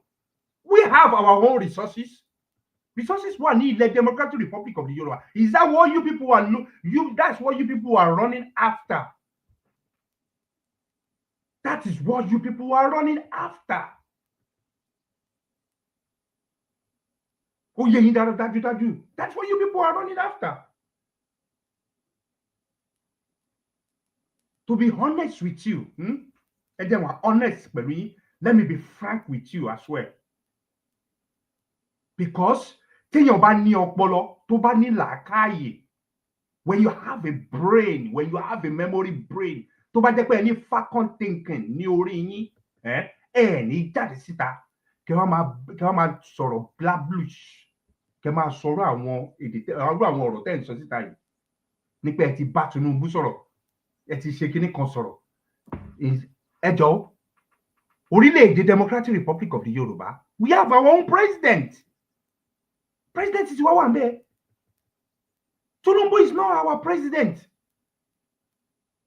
Tinubu rule Nigeria. Nigeria is under Commonwealth. Nigeria ò ń ṣe orílẹ̀-èdè. Báwo lẹ ṣe ń deceive ra yín báyìí? Ẹ jọ̀ọ́. Báwo lẹ ṣe ń deceive ra yín? Ẹ ń deceive àwọn èèyàn. Ẹ wá ń ṣe, wọ́n wá gbé yín sí orí afẹ́fẹ́. Ẹ̀yin náà wá ń sọ̀rọ̀ bla bla bla bla. I can see your body language. I can see the way you are looking. Your body language is was so dumb. Rí bákan. It looks somehow. Rí bákan now. And you want some investment. You want to come to that Nigeria. I want to come and invest. Invest what? Don't invest whatever invest. Invest lórí nǹkan tẹ́lẹ̀ kí lè fẹ́ invest ní ilẹ̀ Yorùbá. Invest what? What do you want to invest? You want to come and invest to come and take all our property again. Ẹ fẹ́ máa kó àwọn nǹkan tó jẹ́ important lórí ilẹ̀ wa láti máa export yẹ padà sí wherever àbí tẹ́ ń gbé. Àbí láti máa export ẹ̀ sí àwọn amúnisìn ibi tẹ́ ń gbé. Because ammunition, under ammunition, gbogbo yín wà. All of you are working for ammunition and work for àwọn ammunition. Ó ti yé ibi tí mò ń bọ̀rọ̀ lọ. Ó yé yín gidigidi gan. Ẹ lè ní pé kò yé yín, ó yé yín gidigidi gan. Ó yé yín gidigidi gan. And again, àwọn tẹjọ dúró, tẹjọ ń ṣe interview. Bàbá tó sọ̀rọ̀ yẹn, ìkan náà tún sọ̀rọ̀ lẹ́gbẹ̀ẹ́. You don't dárúkọ Nigeria. Which country is Nigeria? Please, can you differentiate Nigeria? Can you differentiate that Nigeria? Differentiate that country called Nigeria. Why can't you differentiate it? How does it sick by? Why to jẹ́ pé most of ẹ̀yin àgbààgbà ẹ sick ní orí? Wọ́n ti sọ pé most of you are England and you are in America. Most of you are all criminal and sick gan. Gidi gan. Ó ń gbá lórí yín. Ó ń gbá lórí yín gan. Gidi gan ló ń gbá lórí yín. How sick ẹ kò ní sickness ṣá. Ẹ wá ń deceive àwọn èèyàn. Ẹ fẹ́ import, ẹ fẹ́ invest, ẹ fẹ́ ṣe ogbẹ. Who bloody care? Who bloody care? Why can't you invest that money to your own family? Why don't you invest sórí ilẹ̀ Democratic Republic of the Yoruba? When they need your help, you turn your back against them. We don't need you anymore. Tó bá máa ná owó ẹ̀ lọ ná owó ẹ̀ fún Tinubu, we don't bloody care. If you want to invest, go and invest with your family, not in Democratic Republic of the Yoruba. We don't need you no more. Keep yourself. Keep running. We don't need you. All this lie, you have been lying upon lie to all our people back home. We say no more. We are indigenous Yoruba people. It's not negotiable. It's not negotiable. What year? You understand? ó yé ẹ gidigidi gan. Of course, you know what you are calling indigenous people. Ó dẹ̀ yé ẹ gidigidi gan. You can't just come in out to be fool our home people. No, enough is enough. You come to kill, to steal, and to destroy. You people have done enough, a lot of damage to our home people. Ẹ ti ṣe a lot of ọ̀pọ̀lọpọ̀ ìkà fáwọn ènìyàn wa. Ó ti tó. Ẹ wá rí màmá wa Mrs. Modupeonitirimkoabiola tó wá jáde síta tó ń yọ ìran ọmọ Democratic Republic of the Yoruba kúrò nínú oko ẹrú. Ẹ̀yin kan wá ń ṣe láńgbá. Ẹ wá ń sọ nǹkan tó yẹ kẹ́ máa sọ. Ẹ wá ń ṣàwọn interview oríṣiríṣi. Interview tẹ́ ń ṣe is useless. Tẹ́mi ṣe rí kind of useless interview, kind of even interview lẹ́ ń ṣe. Ẹ fi ń deceive yàn. Ẹ fi ń deceive àwọn ènìyàn. Ẹ fẹ́ kó ilé wọlé, ẹ fẹ́ kó oúnjẹ wọlé, ẹ fẹ́ ṣe. We don't need your food. We have our own land to grow our food, to make our food. We don't need no one to help us. I need anybody more. We don't need no one. We had enough with all of you. Ẹ̀yin amúnisìn, we had enough with ẹ̀yin ẹrú amúnisìn. We had enough for all of you. All of you. I had enough of you, all you guys. We have enough. How many of you were stood up there when our people is dying? How many of you? No one, nobody. But you people can invest. You people can come in outside here to make your blah blah mouth or funny mouth, huh? To deceive our people. To lie to our people.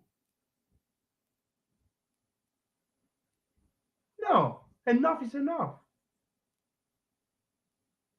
Enough is enough. We can never deceive again. On lè tàn wá mọ́, ojú wa ti là. Tó bá ń sọ fún yín pé ńgbà míì pé bèbí ń ṣẹ́jú, ó ti ń ṣẹ́jú lọ́wọ́ tá wà yìí. Everybody have know. Àmọ́wọ́ ọ̀tún wa, àmọ́wọ́ òsì wa. Àmọ́ nǹkan tó yẹ ká jẹ lásìkò, gbà tó yẹ ká má jẹ nǹkan kan lásìkò. Ògúnnísì. Adébáyọ̀ Ògúnnísì, mò ń pín ẹ báyìí. You better back off. Kò fi ìran ọmọ Democratic Republic of the Yoruba lẹ̀. Lọ ṣe investment, whatever you want to do your investment, lọ ṣe síwájú. Ìgbà tó ti ṣe sí Togo, what benefits ló jẹ́ sí wa? We don't get any benefit out of it. Why you deceiving yourself? Why you blow your mouth? Má deceive wa mọ́. Ojú wa ti là gidigidi gan. Gbogbo àwọn èdè amúnisìn tí gbogbo yín tẹ́ fi ń fò kiri, tẹ́ ń sọ̀sọ́kúsọ kiri. We don't bloody care anymore. A ti sọ fún yín, enough is enough.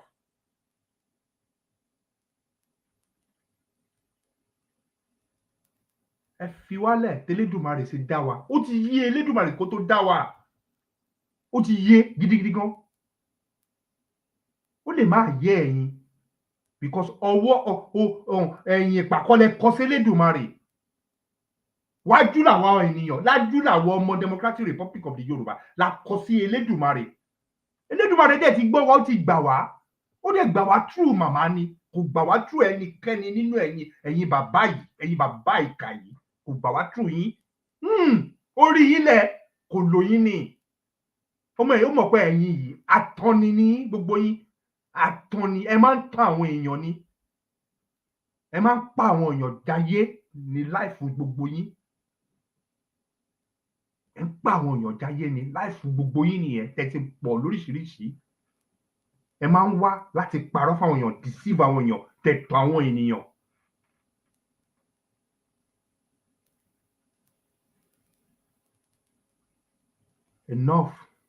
Enough is enough. Ọ̀nàrọ̀ kékeré báyìí la máa sọ fọmọlúàbí. Tó bá dénú ẹ kó dodidi. Ògúnnísì, Adébáyọ̀ Ògúnnísì, tó bá dénú ẹ kó dodidi. Yorùbá ní ẹ. Yorùbá léèyàn tó ń sọ̀rọ̀. gbogbo àwọn tẹjọ dúró pọ̀ ẹ̀yin ẹ̀mẹ̀wẹ̀ wá tẹjọ dúró pọ̀ Yorùbá ni gbogbo yín tó bá dénú yín ẹ jẹ́ kó dodidi. We don't need your money. We don't need any one of you money.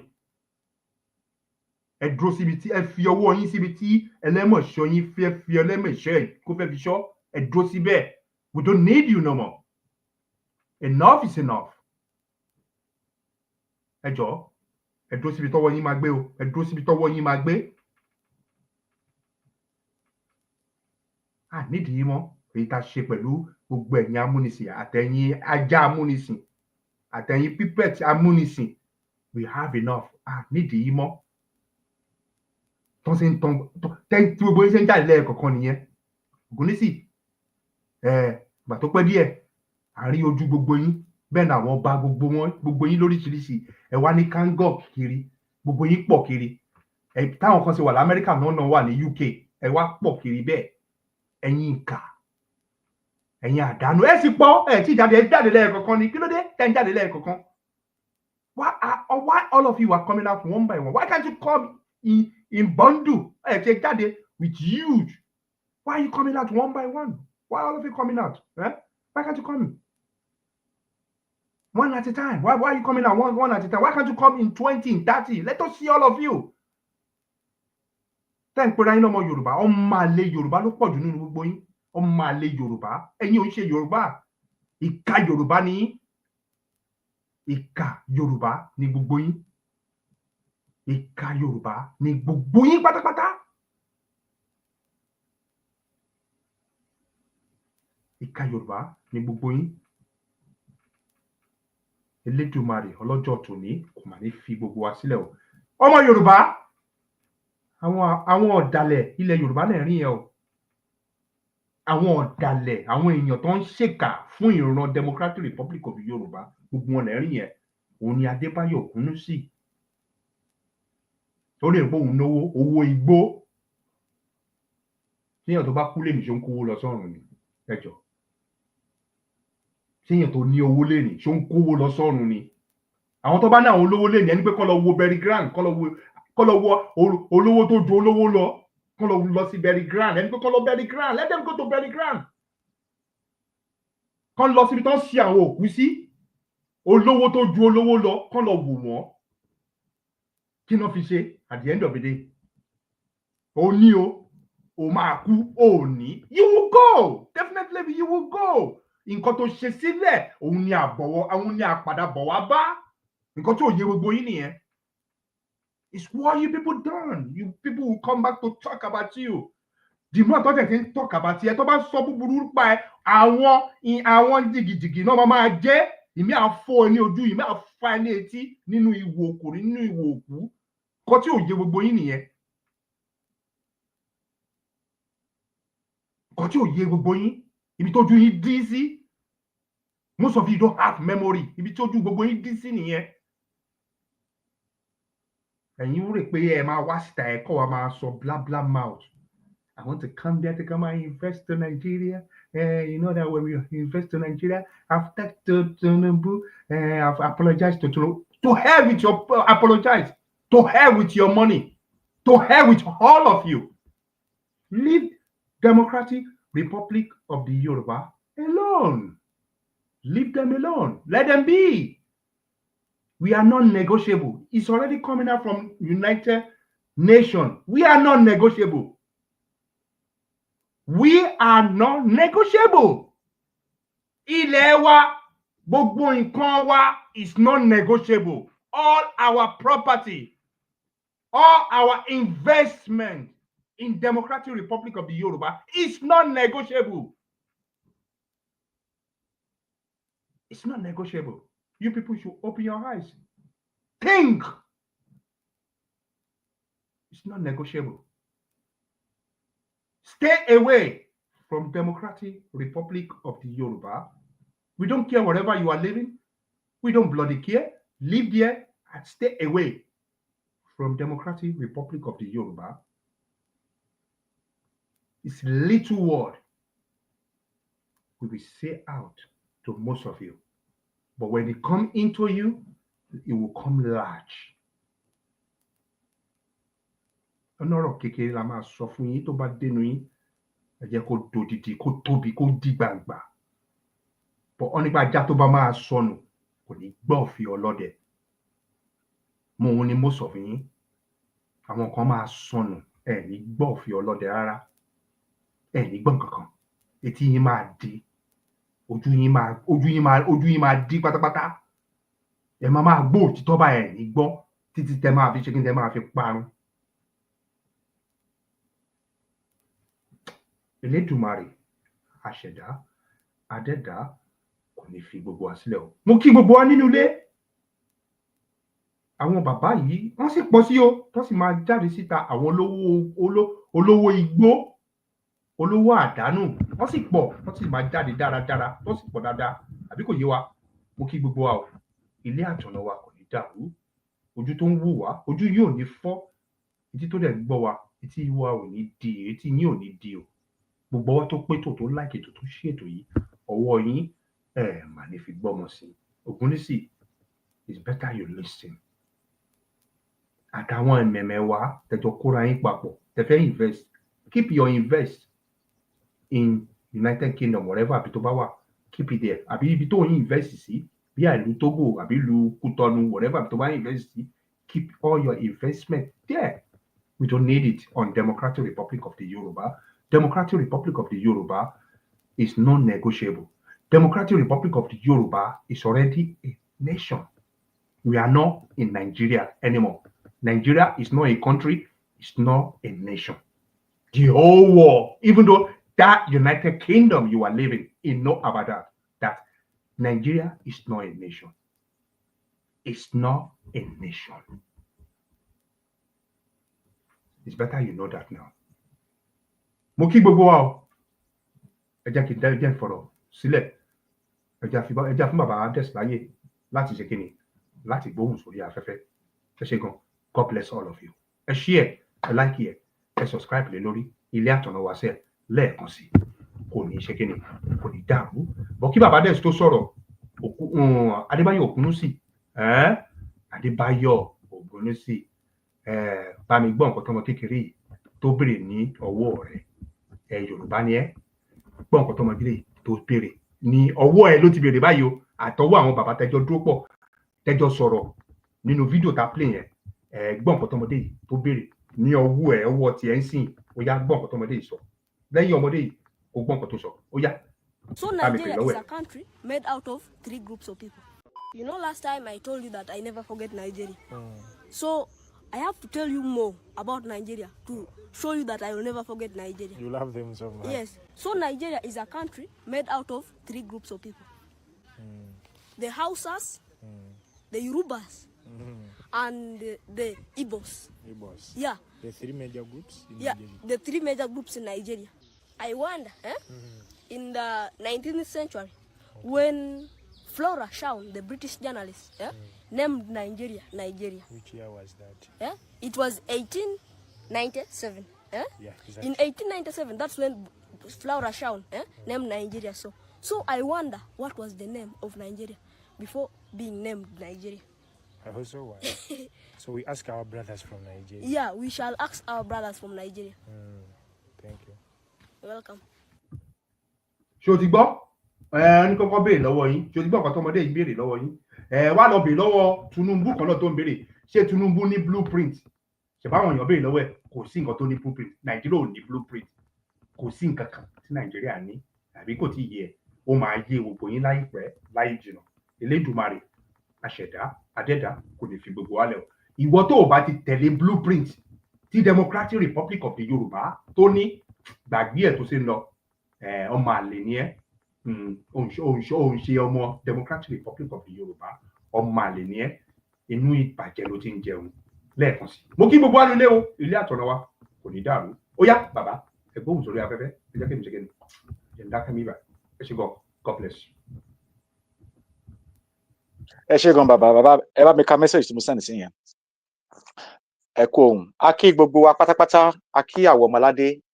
àwa ojúlówó ọmọ indigenous Yoruba people pátápátá la kí ẹ káàbọ̀ sórí ètò tòní sórí ìkànnì ti ọmọládé gbogbo pátápátá la kí láyé ẹnìkankan sílẹ̀.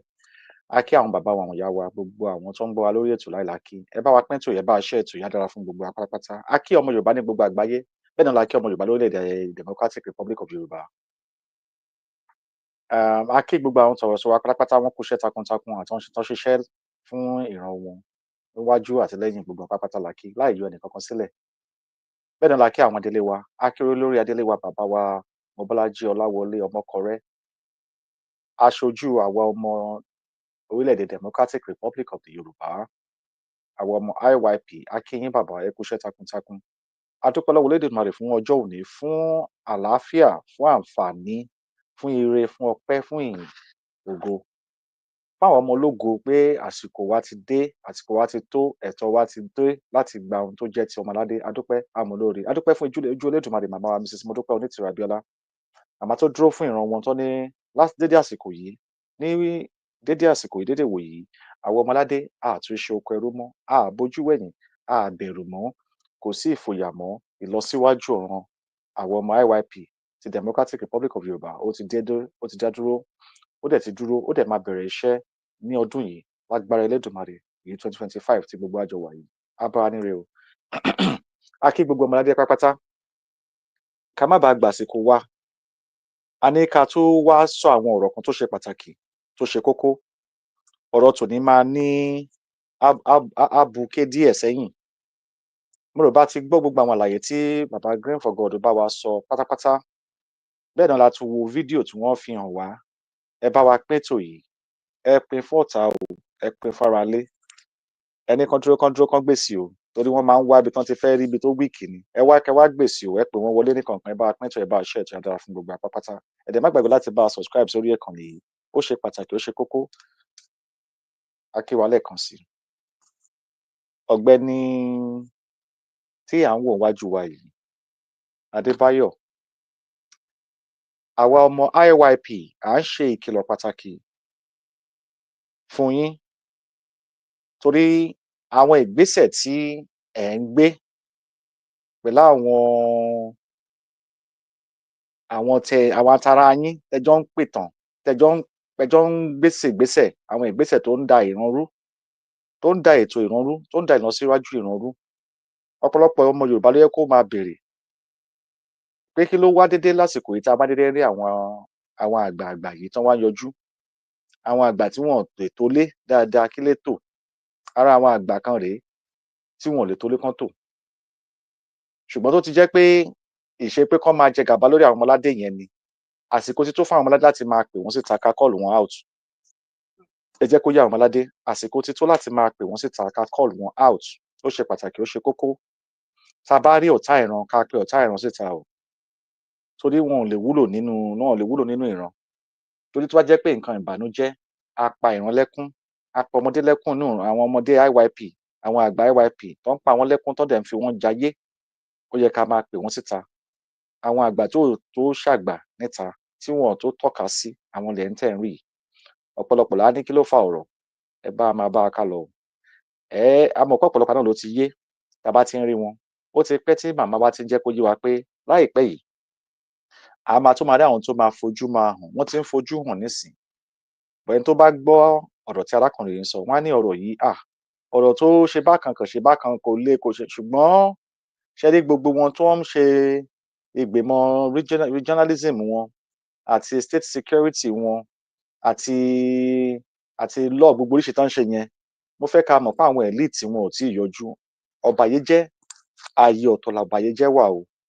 kò ń ṣe ọ̀bàyéjẹ́ ló máa darí gbogbo regionalism tó fẹ́ ṣe yẹn ńlá fi ṣàlàyé regionalism fún akáṣọ bó ṣe ń yan governor wọn legislative arm executive arm then ọ̀bàyéjẹ́ tó máa ṣe local kéde kan jurisdiction àti ká ọgbẹ̀ fún wa so kẹ́ bá lè mọ̀ bọ́ àwọn amúnisìn ṣe tò ó kalẹ̀ èyí tẹ́ bá dé tó bá pé kò dà bẹ́ẹ̀ but ẹ ti mọ foundation táwọn amúnisìn fi tò kalẹ̀ so tán bá wá ń yí wọ́n yí ẹ bá dédé rí Ọbásanjọ́ tó lọ ń dọ̀bálẹ̀ níbì kan ẹ má láàárín mọ́ o ìṣekúṣe ráwọn àgbà tó ní tìjú ni táwọn ọ̀dọ́ bá ti ka ohun tó wà nílẹ̀ tó mọ ìpínlẹ̀ orísun oko ẹrú ní ìyá ìran tó máa ya ìran láti kó wọn lẹ́rú tá ti mọ gbogbo orísun ìpínlẹ̀ lọ́tún ti wá so tá a bá dédé rí àwọn àgbà kan tó ń ṣe àgbàláńgbá ṣé ẹ mọ̀ pé ẹ̀ ń láti pè wọ́n síta ni torí ohun tó ń ṣe yẹn wọ́n fi ń hàn pé wọ́n lójú ara wọn pé àwọn ṣì ń tan àwọn ọmọ aládé pé kò lè yé wọn so tẹ bá dàgbàlagbà tó ń fi orin orí funfun irun funfun àbí ewu àbí ọ̀nà ń pè tó fi ń ṣe àwàdà ní lórí social media àbí fáwọn èèyàn láti máa wò wọ́n ẹ rí i pé àwàdà kẹ́rẹ́kẹ́rẹ́ ni wọ́n yẹ̀yẹ́ ló bá dé torí ojú àwọn ọmọ aládé ti là á lè ka kó yé wa kí ló wá fà táwa máa dáwọn àgbàlagbà yìí tó ń wá rò bí ẹni pé ojú wa ò tí ì là kí bá lè rí pé èèyàn burúkú èèyàn aláìda èèyàn ni wọ́n ẹ máa rí wọn tó ń dọ̀bálẹ̀ káàkiri ìsìn lẹ́ni tó sọ fún àwọn kan dìde kan jókòó à ń fi eléyìí fi máa yá àwọn aládé pé ipò táwọn àgbà yìí iṣẹ́ tó ń ṣe yìí kò ń ṣe nǹkan àgbà rárá so ìwọ tó bá jẹ́ ọ̀dọ́ àbí tó jẹ́ àgbàlagbà tó yẹ pé ojú àánú ló ń wò ìṣe ọmọlúàbí ló ń wò fi ń wo àwọn aṣebi èèyàn aṣèkà èèyàn aláìran ẹ̀bi ẹ̀ran ìran akórantà akólétà ẹni tó ń fọwọ́ òsì júwe ilé bàbá wọn gbogbo wọn pápátá lẹ̀ ń rí àbí kò yé wa so ìdí èyí àwọn ọmọládé ẹ jẹ́ ká ṣọ́ra fáwọn ará bíi ṣùgbọ́n ká tó tún mẹ́nuba ètò mo fẹ́ ká gbọ́ fídíò bàbá yìí lẹ́ẹ̀kan sí sódà ká fi bẹ̀rẹ̀ kó lè yé wa à ń bọ̀ bàbá ẹ bá play fídíò yìí ẹ ṣé gan.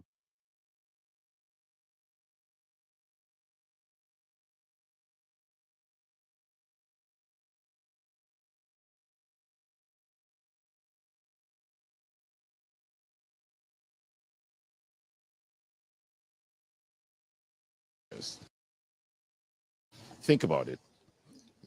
Removal of subsidy, tax reform. We have a refinery that's operating and exporting aviation fuel, unification of the road ownership system.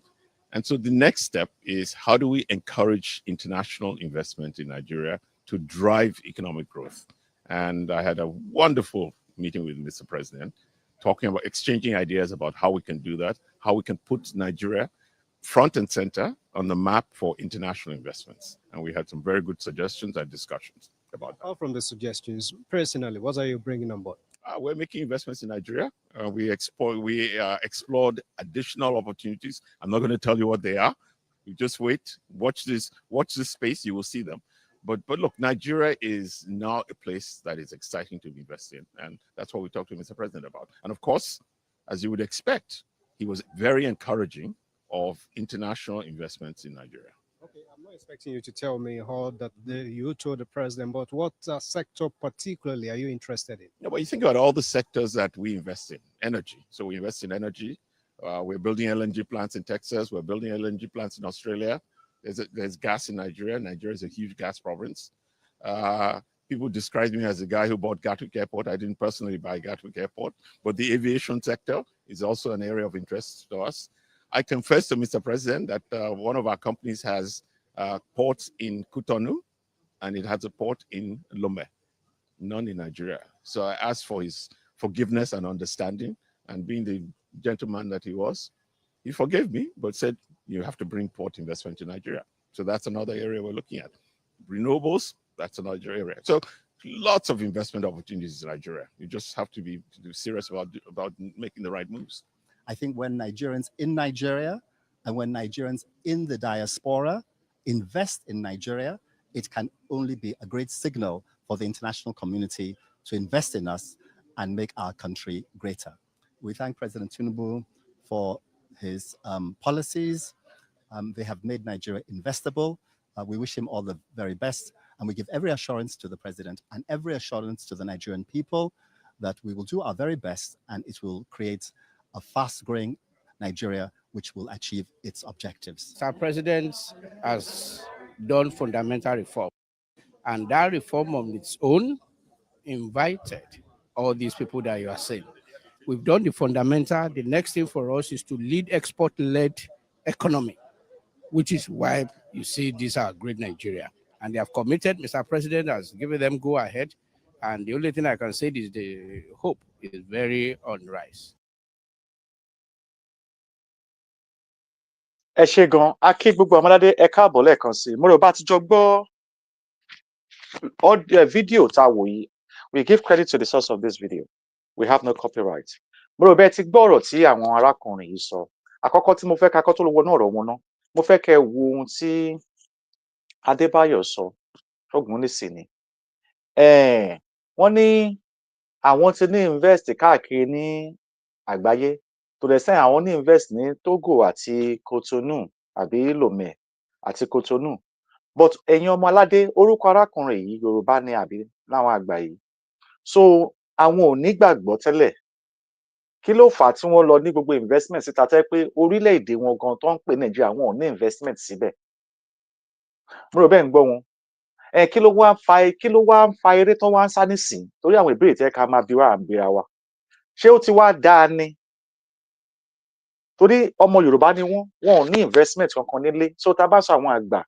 àwa ò lè blame wọn tó ń bá ní investment because Nàìjíríà ń gbà yẹn kò ní ìfìmọ̀ but sí kí ló wá fa ìwọ́kọ̀rọ̀ yìí tẹ́ wá tún dé tẹ́ ní ẹ fẹ́ wá ṣe investment nísìn lẹ́nu ìgbà tá a mọ̀ pé ẹ ti ń ṣe ìgbìmọ̀ regionalism tẹ́ fẹ́ ṣe ṣó ti ń yá àwọn ọmọ aládé a ní wọ́n ti ń yọ ojú wọ́n ti ń fojú ara wọn yọ àwọn tó ń sọ pé àwọn ò kọ̀ tọ́mọ aládé kò máa kú tó bá kú kán gbé òkú wọn lẹ́gbẹ̀ẹ́ títì lóhun tó ń sọ fún màmá wa nìyẹn àwọn náà ló ti bẹ̀ sí ń bọ́ta yìí ìgbà yìí wọ́n fẹ́ confess pé àwọn kan ló ní Gatwick airport àwọn ò rà in person torí àwọn kan ti gbé information àwọn kan jókòó wá náà lè mọ bọ́n ṣe ń Google ó yá gbogbo Google tẹ́ ti lọ Google fẹ́yìn tẹ́ ń Google káàkiri yẹn kí lẹ bá ń bẹ̀ tá a bá sọ fún yín pé kò ń ṣe gbogbo nǹkan ló ń Google máa gbé tó máa jẹ́ òótọ́ ẹlòmíì ìgbàgbọ́ orí Google ló jókòó sí ìdí èyí à ń sọ fún Ọmọládé pé iṣẹ́ tá à ń ṣe kò ń ṣe iṣẹ́ orí Google o tó yẹ pé kọkọ lọ máa Google pé wọ́n ti Google wá jáde kò ń ṣe àwọn àfáà tó ń wo Google o wọn ò mọ nǹkan táwọn àwọn àfáà tó ń wo Google kò yé wọn o so torí wá ní nǹkan tó ń wá lọ kó tó di pé o máa wá nǹkan tó máa rí so kí wọ́n rí i pé iṣẹ́ yẹn kọ̀ easy wá jókòó síbi àkọ́tẹ̀ Google náà bó ṣe easy kan nìyẹn tó bá lọ sí Google sí tó bá tẹ̀ wá gbọ́ pọ́kùnrin ló ní Gatwick ló ní òun ó sọ fún mi pé òun kọ́ ló ní shares ló nínú ẹ̀ so kálá yẹn lè yé wa so ara nǹkan tá à ń sọ wọn invest ńlé so ẹ wá gbọ́ nǹkan tó sọ ń sìn wọ́n ní arákùnrin náà ń bá Tinubu sọ̀rọ̀ pé òun ké pé ó kú ṣẹ́ṣẹ́ ìdí tí àwọn èèyàn ò lè invest sí ìlú yẹn ó ní kò wà investable abẹ́ ẹ̀gbọ́n ohun tó sọ ni but ẹ bá dá àwọn ọkùnrin méjì tó sọ ọkẹ yẹn ìyẹn ní we congratulate him we wish him well ṣé wọ́n máa ń wish yàn well lórí failure ni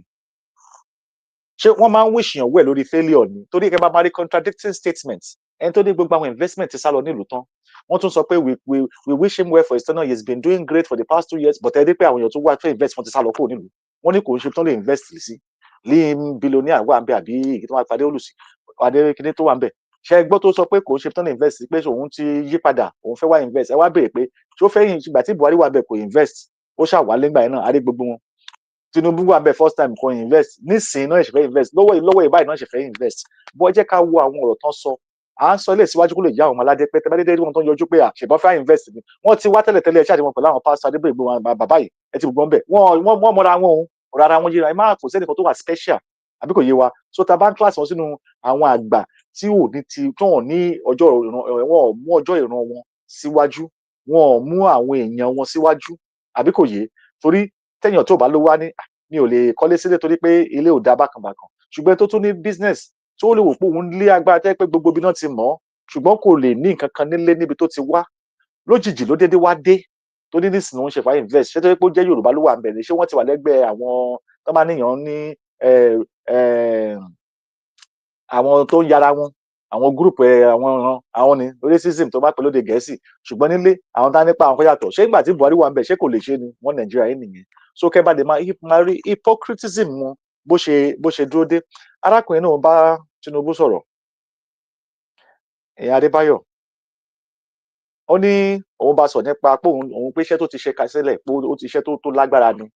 àkọ́kọ́ pé àwọn sọ̀rọ̀ lórí àwọn so mo fẹ́ ká wò pé gbọ́dọ̀ tó sọ yìí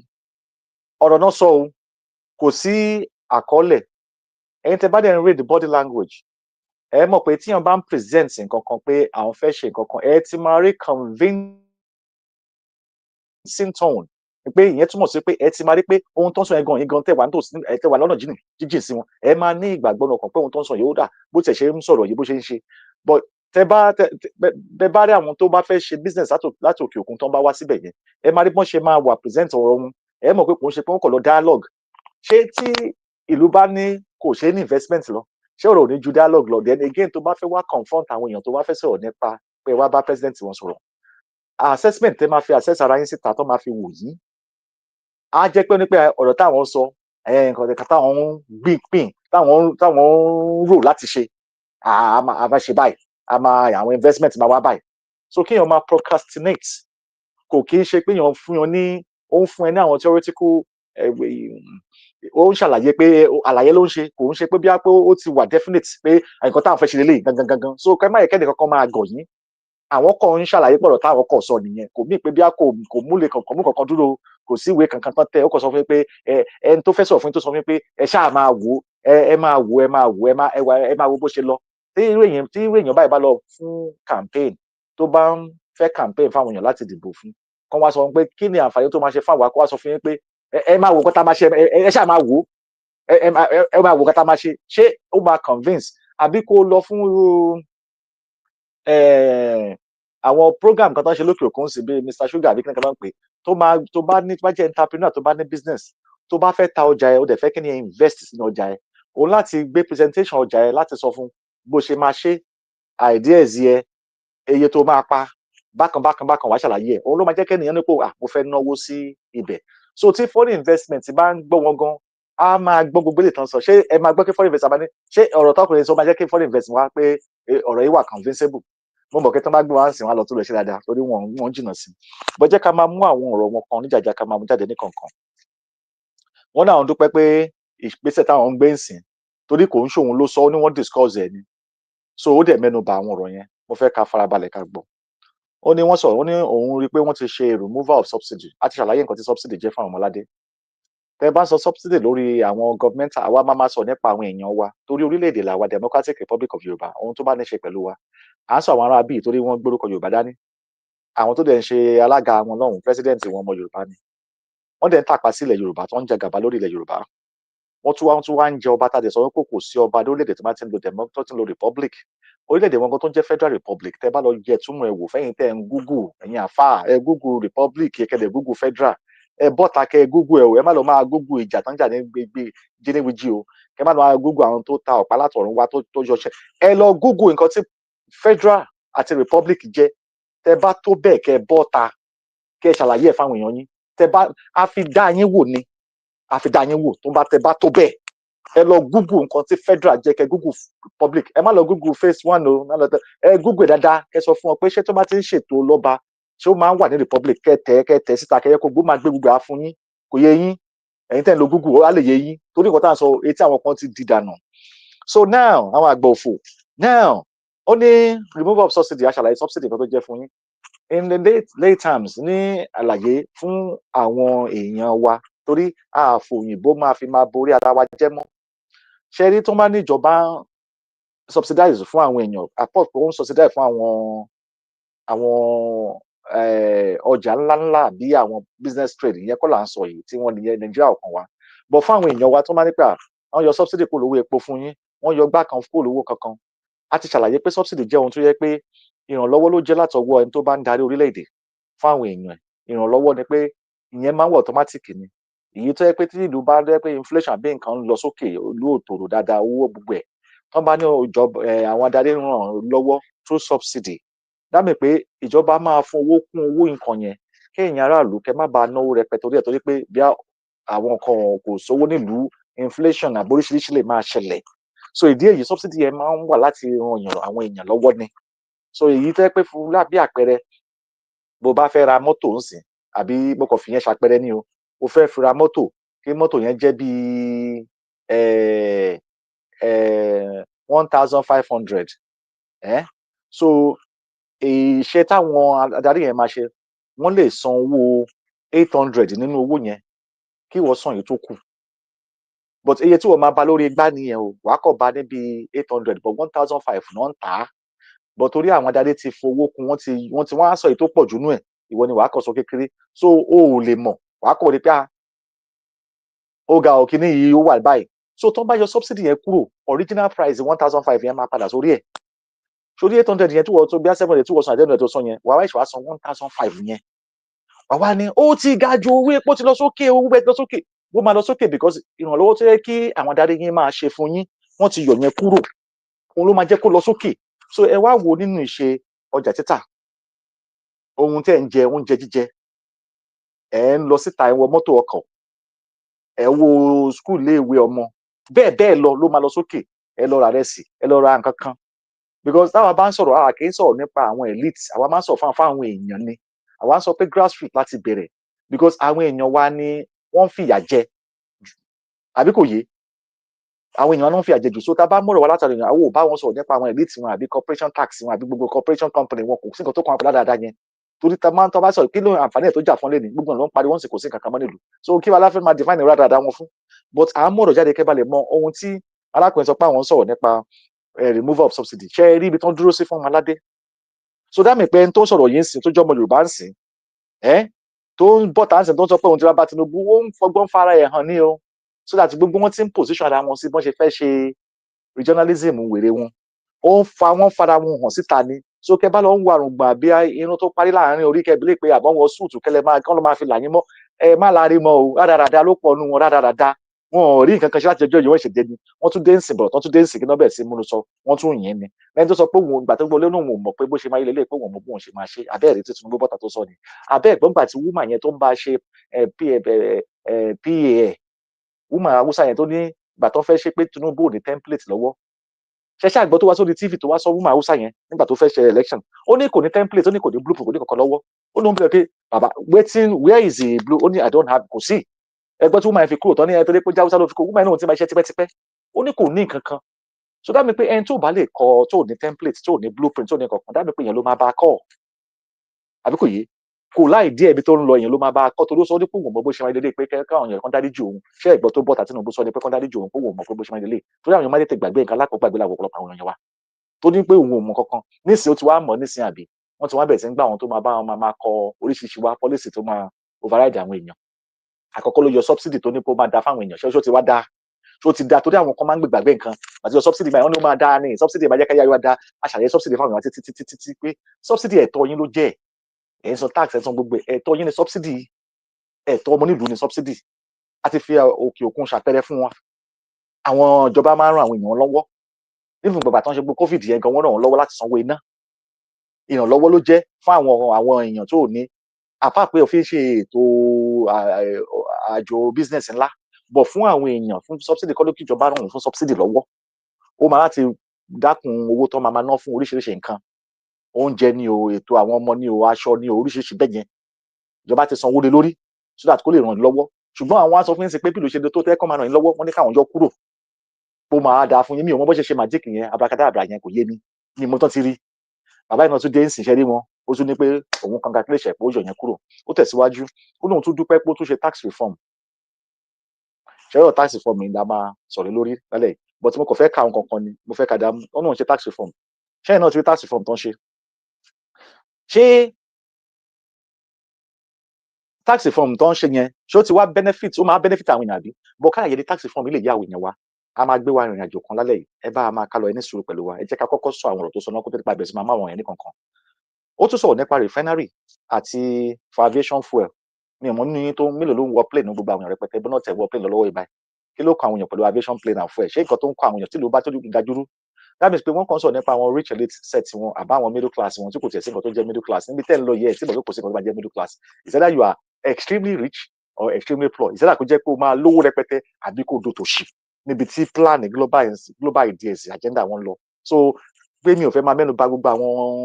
middle class wọn pa àwọn kan wà okay náà àwọn kan dáadáa ni wọn ò tí mọ ibi tó ń lọ ni tẹ́ bá mọ nǹkan tó wà lórí agenda tó wà nílẹ̀ yìí dáadáa ti yá àwọn ọ̀pọ̀lọpọ̀ àwọn èèyàn kò yé wọn ni ó tún wá sọ̀rọ̀ lórí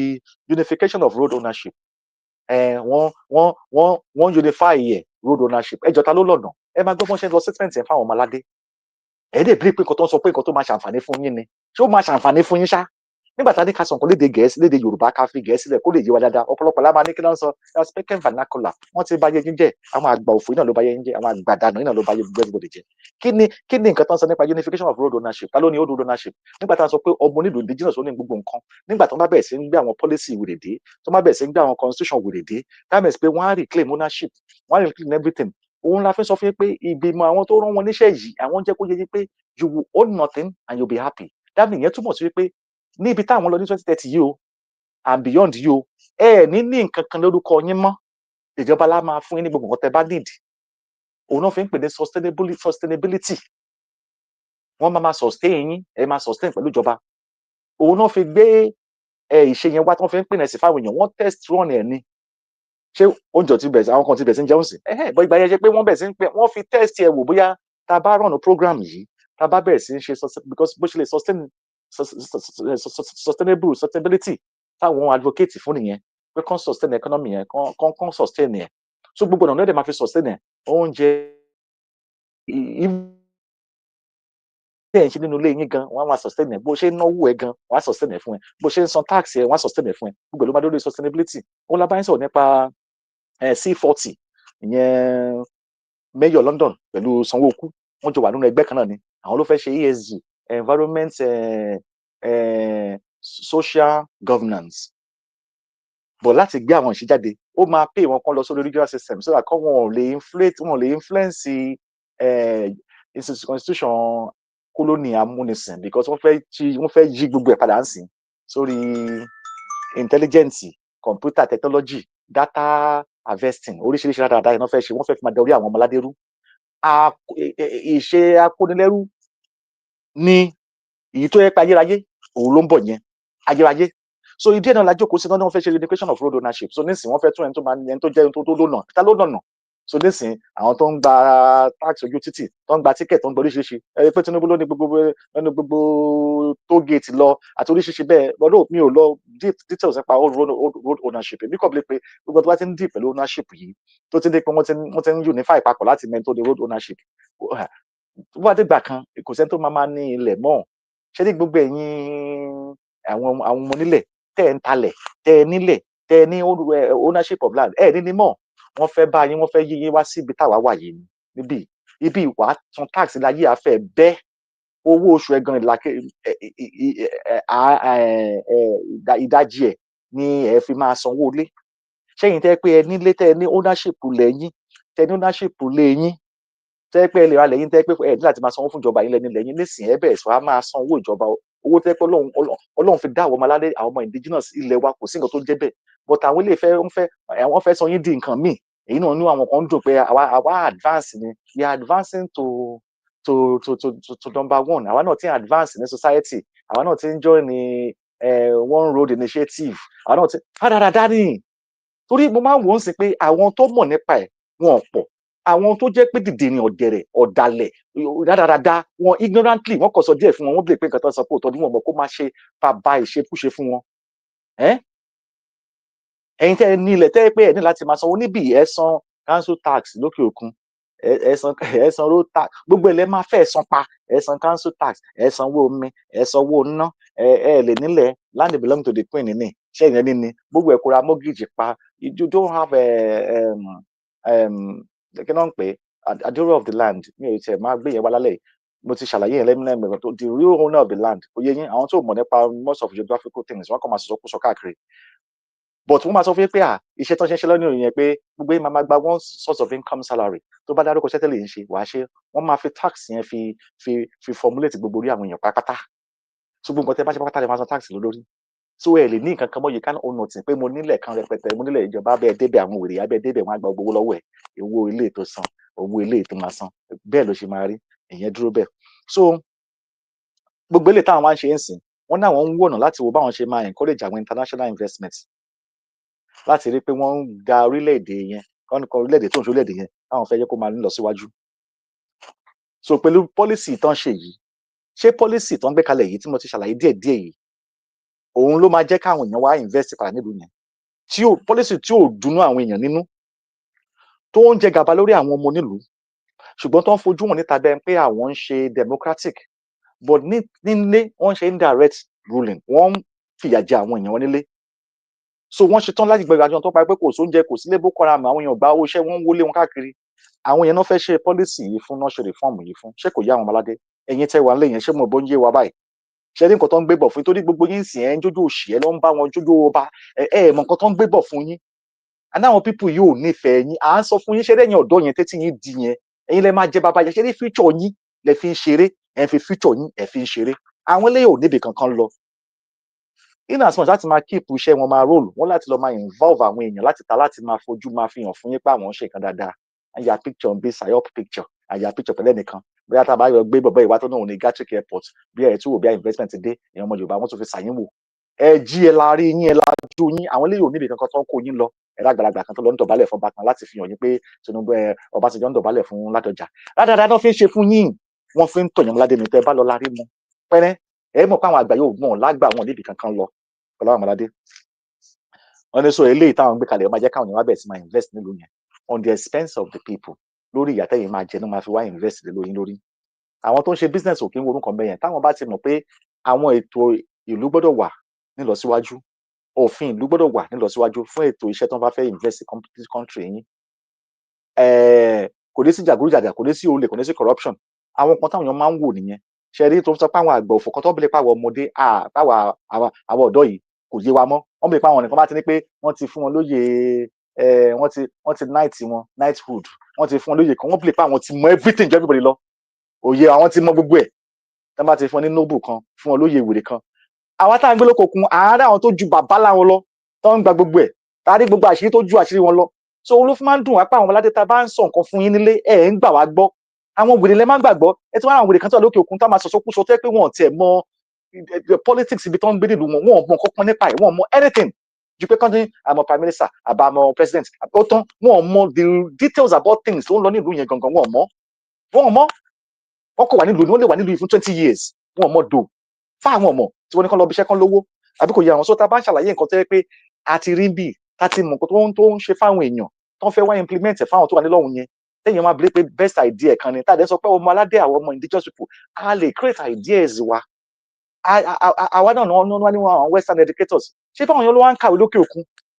ṣebí tó bá ní kíyàn gbé òye múlẹ̀ ẹ máa gbé gbogbo àwọn ọmọ yín kẹjẹ́ kán fi òye yín hàn kán fi hàn fún yín ju pé káwọn kan wá máa wá kán wá ti train wọn lókè òkun kán wá gbé wọn wálé wá máa fi ṣọ́ ìgbà wọn èèyàn wá bèèrè pé àwọn èèyàn yín ni torí pọ́n jórúkọ yín torí pọ́n jọ yín ẹ bèèrè pé the same thing ni kó ṣe the same thing ilé àṣẹlẹ fáwọn Ọmọládé tẹ́ pé kò yé wọn kò wọ etí wọn rárá ọ̀pọ̀lọpọ̀ ló wà lókè òkun ọ̀pọ̀lọpọ̀ ló mọ nǹkan tó lọ lókè òkun náà ẹbí ìsìnkú tó lọ lókè òkun lọ́wọ́ báyìí wọn ò mọ̀ ẹlòmíì ò mọ̀ ń sìn pé àtẹ̀ ti wà ní World War 3 àti ń jagun lọ́gán ọ̀pọ̀lọpọ̀ ní ò mọ̀ ó kàn jókòó síbẹ̀ ni kò mọ nǹkan tó lọ rárá kò yé bọ̀kúmáyà ti gbọ́ pé ẹnìkan bọ́ sórí ẹ̀rí náà ti sọ ẹbí ti di mídíà nìyẹn everybody ti di media nìyẹn so anyway ara àwọn ọ̀rọ̀ àwọn bàbá yẹn ní àwọn ṣetán láti máa yí ọwọ́ padà pẹ̀lú àwọn èèyàn aráàta láti máa ní ìmọ̀ pé láti wá dá orílẹ̀-èdè wọn túnṣe ní gbogbo policy tán fẹ́ fi jẹ àwọn èèyàn wọn lẹ́yìn ọdún mélòó kò sí concern pẹ̀lú àwọn èèyàn wa àwọn ṣẹ̀fẹ̀ gbé wọn sórí map we want to put them on the map of international investment ẹ jọ nǹkan tán nànà tí ò dìde tí ò lè ṣe kankan tí ò wúlò bẹ́ẹ̀ wá gbé sórí igbá kán wá ní kán wá rà ta ló fẹ́ ná kùnà ta ló fẹ́ ná nǹkan tí ò dọ̀ níwájú tó lọ yìí tó ní túmọ̀ tó lórílẹ̀‐èdè ẹ lọ sí United Nations wọ́n lọ sí gbogbo yàn ṣé ẹ wo ṣé bàbá yòókù rẹ̀ bọ́ta kó sọ pé báwo ni president tẹ fẹ́ wá bá tẹ fẹ́ ṣe gbé investment gbogbo àwọn èèyàn lọ sí United Nations gbogbo àwọn adarí pátápátá torí nǹkan tán lọ ní gbogbo àgbáyé ó tó kí gbogbo àwọn èèyàn jókòó adarí ogun o ìjà o ìlọ Gaza o ọ̀túnla ibi o ọ̀túnla Ukraine o ọ̀túnla Africa o ọ̀túnla kò sí mezi o ọ̀túnla nǹkan kú o ọ̀túnla woman trafficking o oríṣiríṣi ló ń lọ ẹ̀rú gbogbo àwọn èèyàn máa wá ti sórí kó láti sọ̀rọ̀ pé báyìí wọ́n ṣe ń lọ o ẹ tún gbọ́n bẹ̀ ní Trump tún ṣàlàyé fún ọ pé ẹ má láre mọ́ àwọn wèrè tó ń gbá pẹ̀lú green technology green new deal yìí o ṣé ẹ̀gbọ́n number one tó ń sọ ni ẹ̀gbọ́n number one tó ń sọ ni torí àwọn kan ní pé kò mọ̀ kátó ń sọ àwọn ọ̀dẹ̀ kò mọ̀ kátó ń sọ orange man kò mọ̀ kátó ń sọ but àwọn tó fẹ́ bá yín gbé green new deal yín wá climate kíní kan yín wá àwọn yẹn ní àwọn tax reformation bills àwọn climate accord bills ẹ̀yin tẹ́ bá bẹ̀rẹ̀ sí máa san owó tẹ́ bá mí lásán ẹ máa san carbon print tí mọ̀ bí tó ń lọ kò ní sí pé mi ò mọ̀ pé mo wà ignorant ń bẹ torí àwọn ọmọ yín sọ fún yín ẹ fẹ́ gbọ́ ni etí yín di ìgbéraga kúnú ọkàn yín ó kúnú orí yín ẹ fẹ́ gbọ́ ẹ dẹ̀ máa pánu ni kò sí lọ ẹ máa pánu pẹ̀lú wọn ní torí oko ìparun náà kó yín lọ láti sọ fún yín pé àwọn fẹ́ get rid of yín rẹpẹtẹ but ẹ máa get yín busy bọ́n ṣe ń bá pààyàn máa get yín busy lórí àtẹ̀dẹ́mọ̀ kan pa yín lọ ní pápá latest modern of genocide kí là ń sọ ṣé Boko Haram nìkan lè ṣe rí ni kékeré nìyẹn náà nǹkan tó ń gbé bọ̀ ẹ mọ̀ ẹ máa dúpẹ́ lọ́wọ́ màmá yìí ẹbẹ̀ kò dùn mọ́ aka kò jókòó ká máa pariwo lójoojúmọ́ ni a máa sọ̀kan fáwọn èèyàn wọn ò ní gbọ́ etí wọn di nǹkan tí yóò mọ̀ yẹn máa ń béèrè ni bàtà pariwo agenda 2021 kò sẹ́ni tó gbọ́ 2030 kò sẹ́ni tó gbọ́ ó ń bọ̀ ẹlòmíì onímọ̀ para jẹjẹ 2021 ní gbogbo abẹ́rẹ́ tó ń kó 2021 nìyẹn abẹ́ ìmọ̀túmọ̀ COVID-19 ni ṣé ìmọ̀túmọ̀ COVID-19 yẹn ni COVID yẹn tó wá ìmọ̀túmọ̀ 19 tó wà lẹ́yìn ẹni ní AI yí padà AI ni òun ni next one àti technology gbà ẹ̀yìn náà wò lọ́dàrí Elon Musk bọ́ta ọdún yẹn doing this thing is calling the demon ṣe àwọn aláṣọ bí àbí kò ṣe Elon Musk ló sọ fún ara ẹ̀ ni pé òyà ìka tún demon ẹ̀rí náà wò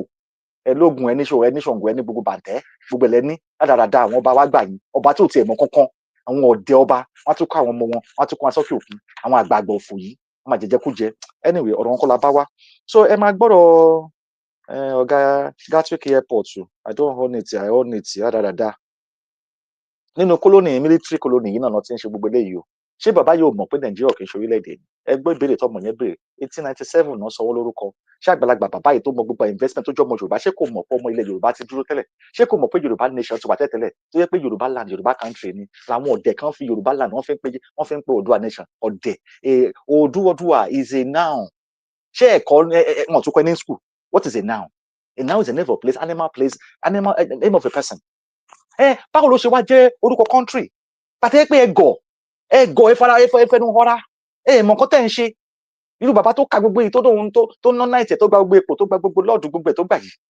kò wá lè mọ differences nígbà tí wọ́n dá Nàìjíríà lẹ̀ from oko ẹrú alákọ̀ọ́kọ́ ẹlẹ́ẹ̀kejì ẹlẹ́ẹ̀kẹta ǹjẹ́ rí wọn tó bẹnu bá rí ǹjẹ́ rí wọn bàbá yìí kan bẹnu bá rí ọ̀rọ̀ yẹn rí wọ́n jẹ́ kó yé àwọn ọmọ Yorùbá bọ́n ṣe kàwé tó bọ́n ṣe wà enlightened tó bá jẹ́ pé àwọn náà fẹ́ máa da orí àwọn èèyàn rú ni because wọ́n believe pé tán bá wà global àwọn máa ní global money ni àwọn ti wà pẹ̀lú àwọn kakọ́s wọn àwọn kakọ́s olówó so kí lẹ́yìn fẹ́ sọ but táwọn ọmọ Yorùbá bá tọ́ta tábà sọ òótọ́ ọ̀rọ̀ fún ara wa báwo la ṣe máa mọ ìyàtọ̀ àwọn pípù yìí tábà sọ tó jẹ́ òótọ́ fún ara wa torí ó ti ń jorúkọ Yorùbá Adébáyọ̀ kan ẹbí lè péyàn gidi ni òun ti lọ bá Tinubu sọ̀rọ̀ fún kíni ṣe ẹni tẹ́tí ẹ̀ di tí ò lè gbọ́n kankan èmi lọ́kàn ẹni tó lágídí ẹni tó ń tàn káàkiri sílẹ̀ balẹ̀ tó ń tàn káàkiri sílẹ̀ balẹ̀ dáadáa tó bá wọn dáadáa wọn dé sọ́ọ̀tì káàkiri lórí gbogbo ìkànnì káàkiri lórí military colony yìí àti constitution colony òun ni bàbá yìí náà ti fẹ́ yọ ní constitution colony yẹn náà ti fẹ́ máa ṣe gbogbo we go change ṣe lè change ẹ̀ ṣe lè ní constitution ni ṣe lè ní system ni how do you want to change the system that you are not even part of it sí mẹ́gbà tó ń negotiate ẹ̀ abẹ́ wà ní Berlin conference ni ṣe wà ń bẹ̀ ni ṣe wà ní 1845 ń bẹ̀ ni àdúrà dáadáa wo ni gbogbo dáadáa tó ń ṣe wọ́n dẹ̀ máa bọ́ta wọ́n dẹ̀ máa sọ wọ́n máa lu influence wọn máa fi da orí àwọn ọmọ Yorùbá rú àwọn yẹn náà dẹ̀ máa dúró àwọn náà tó máa dóde English tó máa sọ tó máa fi dorí wọn rú sí máa rẹ́ni tó sọ wípé ẹni tó máa ṣàlàyé gbogbo ẹ̀fọ́ ní Yorùbá rí pé ọ̀pọ̀lọpọ̀ nǹkan lè máa kọ́ lẹ̀ tẹ̀ nífẹ̀ẹ́ ẹni pé láláyé bọ̀ kó lè da orí yín rú wá ní it will sustain you it will ẹni àbí pa sustain ni irọ́ sustain ni ẹlòmíà máa sọ afẹ́ tó máa nation fún sustain ṣé o mọ̀ kọ́ máa sustain èèyàn ni máa dọ̀ sí carbon net zero ẹlòmíà ni wàá dọ̀ pé yes we have to get rid of carbon wèrè wà lórí ẹ̀ jẹ́ ọmọ nǹkan tó ń fi brain orí ẹ̀ yẹn it consists of carbon àbí wèrè wà lórí àwọn èèyàn ni your brain itself orí ọpọlọ orí ẹ̀ consists of carbon ìwọ gan need the carbon igi need the carbon ẹ̀yin sọ pé ó fẹ́ sí net zero ṣé o mọ̀ pé kó o kú ló sọ fún ẹ kó o máa kú ni wàá tó máa san carbon print tax wèrè wà lórí ọ̀pọ̀lọpọ̀ àwọn èèyàn and ṣe climate accord gbàdé Buhari sign climate accord 2017 tí Buhari sign ẹ̀ wọlé kò yá àwọn èèyàn ó ti ń fara hàn dé sí á tó fara hàn yín ẹni wọ́n ti yọjú jáde láwọn ọ̀bàyéjẹ́ àtàwọn àgbà òfò yìí wọ́n dẹ̀ máa sọ pé àwọn elite wèrè kan ìwé ìwò náà kà wíwá dáadáa. Now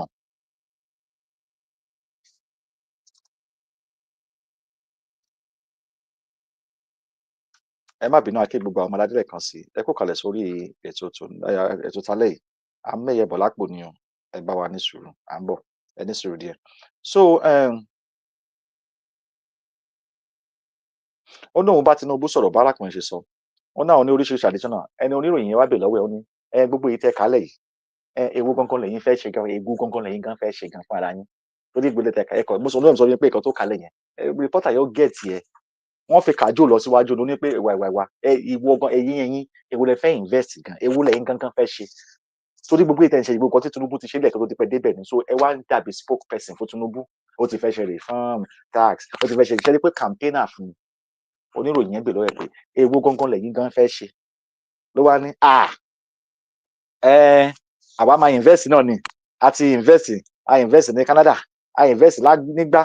àwọn invest láwo ẹgbẹ́ bó ṣe ń sọ ó kọ́kọ́ sọ fún ní nàìjíríà òṣèlú tán lè invest sí ó ní kò ń ṣe lè tán lè invest sí ó sọ ó ní kò ṣe tán lè invest sí so tó yẹ pé èyí tó mọ̀ lè invest sí ni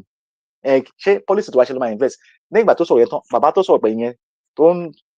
tó dàbí pẹ́pẹ́yẹ lẹ́yìn yẹn tó rí ẹyin bíi ẹmọ àwọn ostrich yẹn tó ń sọ̀rọ̀ yẹn tó rí ẹyin tó wọ gíláàsì tó rí ẹyin yẹn tí ẹ̀kọ́ yẹn tó ń yí káàkiri yẹn sọkúsọ tí yẹn sọ tó ní òun tún wíṣẹ̀ ní congratulation for the despite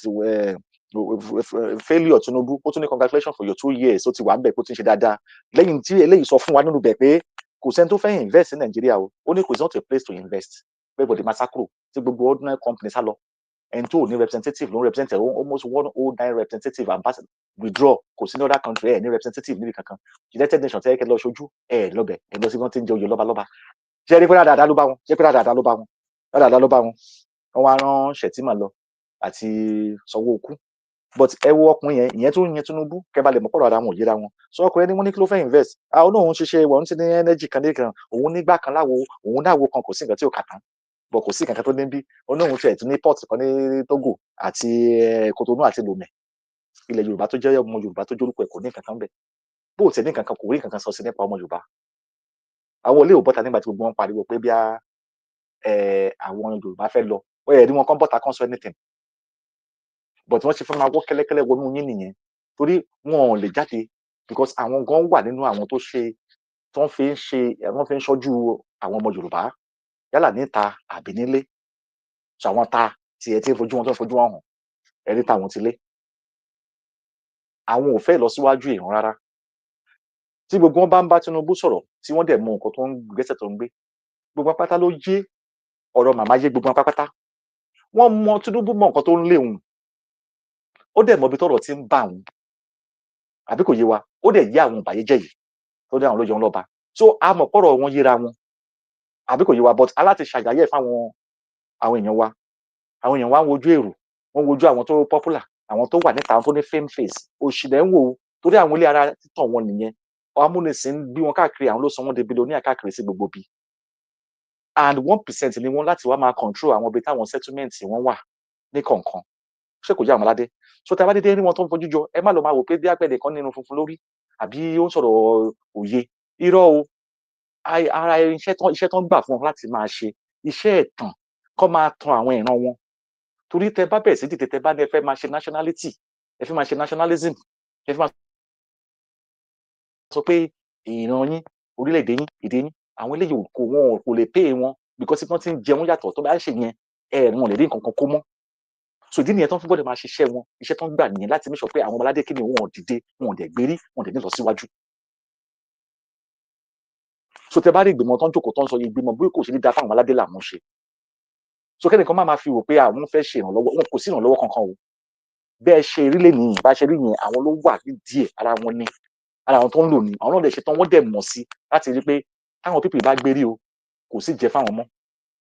ìṣepọ̀ ìbílẹ̀ ní àwọn nígbà tó ń tẹ́pa kó bàbá ìlú onígájú kò bìṣẹ́ ṣẹ́ni tó bọ́ta tó wá sọ fún wa níta gbangba ni bó ti mọ̀ kán máa check òun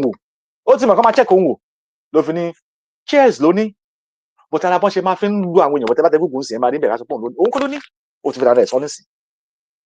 so bọ́n ṣe máa ń tàn àwọn ọmọládé nìyẹn tó ń tàn wá so apẹ́rẹ́ wọn òun lẹ́ ń rí òun lárákùnrin tẹ́ni tó jáde yìí tó dé wájú ọmọ Yorùbá so aláti call wọn out fún ìṣe wọn ohun ọwọ́ tó ń yí sí àwọn ọmọládé àbí kò yé wa ọwọ́ tó ní sí wa so bàbá yìí ń sọ̀rọ̀ nípa ẹ jẹ́ ká ní sùúrù èdè ká tó wá padà sẹ́yìn mo fẹ́ lọ sórí tax nsìn bàbá yìí ń sọ̀rọ̀ nípa tax reform nǹkan méjìlá máa mú nínú ọ̀rọ̀ tí bàbá yìí sọ a máa mú nínú tax reform ẹni a máa sọ̀rọ̀ nípa àwọn wo ló máa ń kọ ìwé ìgbékalẹ̀ bíi policy fáwọn orílẹ̀-èdè kankan wọ́n ti máa ń kọ tipẹ́tipẹ́ yálà nínú oúnjẹ ìyẹn agriculture so nínú ìyẹn a máa mú agriculture lálẹ́ yìí so ọ̀rọ̀ méjì tá a máa sọ lórí tax reform yẹn àti agriculture ìṣe àgbẹ̀ ohun gbígbìn fún àwọn èèyàn bọ̀ àkọ́kọ́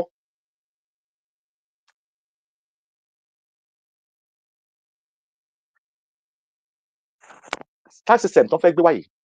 tó bá jẹ́ pé ó máa wúlò gan bí wọ́n ṣe ń gbé bọ̀ tó ń sọ́lùwà kí ló fà á tí àwọn orílẹ̀-èdè kankan fi ń kúrò orílẹ̀-èdè wọn bí àpẹẹrẹ bí Amẹ́ríkà tí wọ́n lọ sí China fún cheap labour tax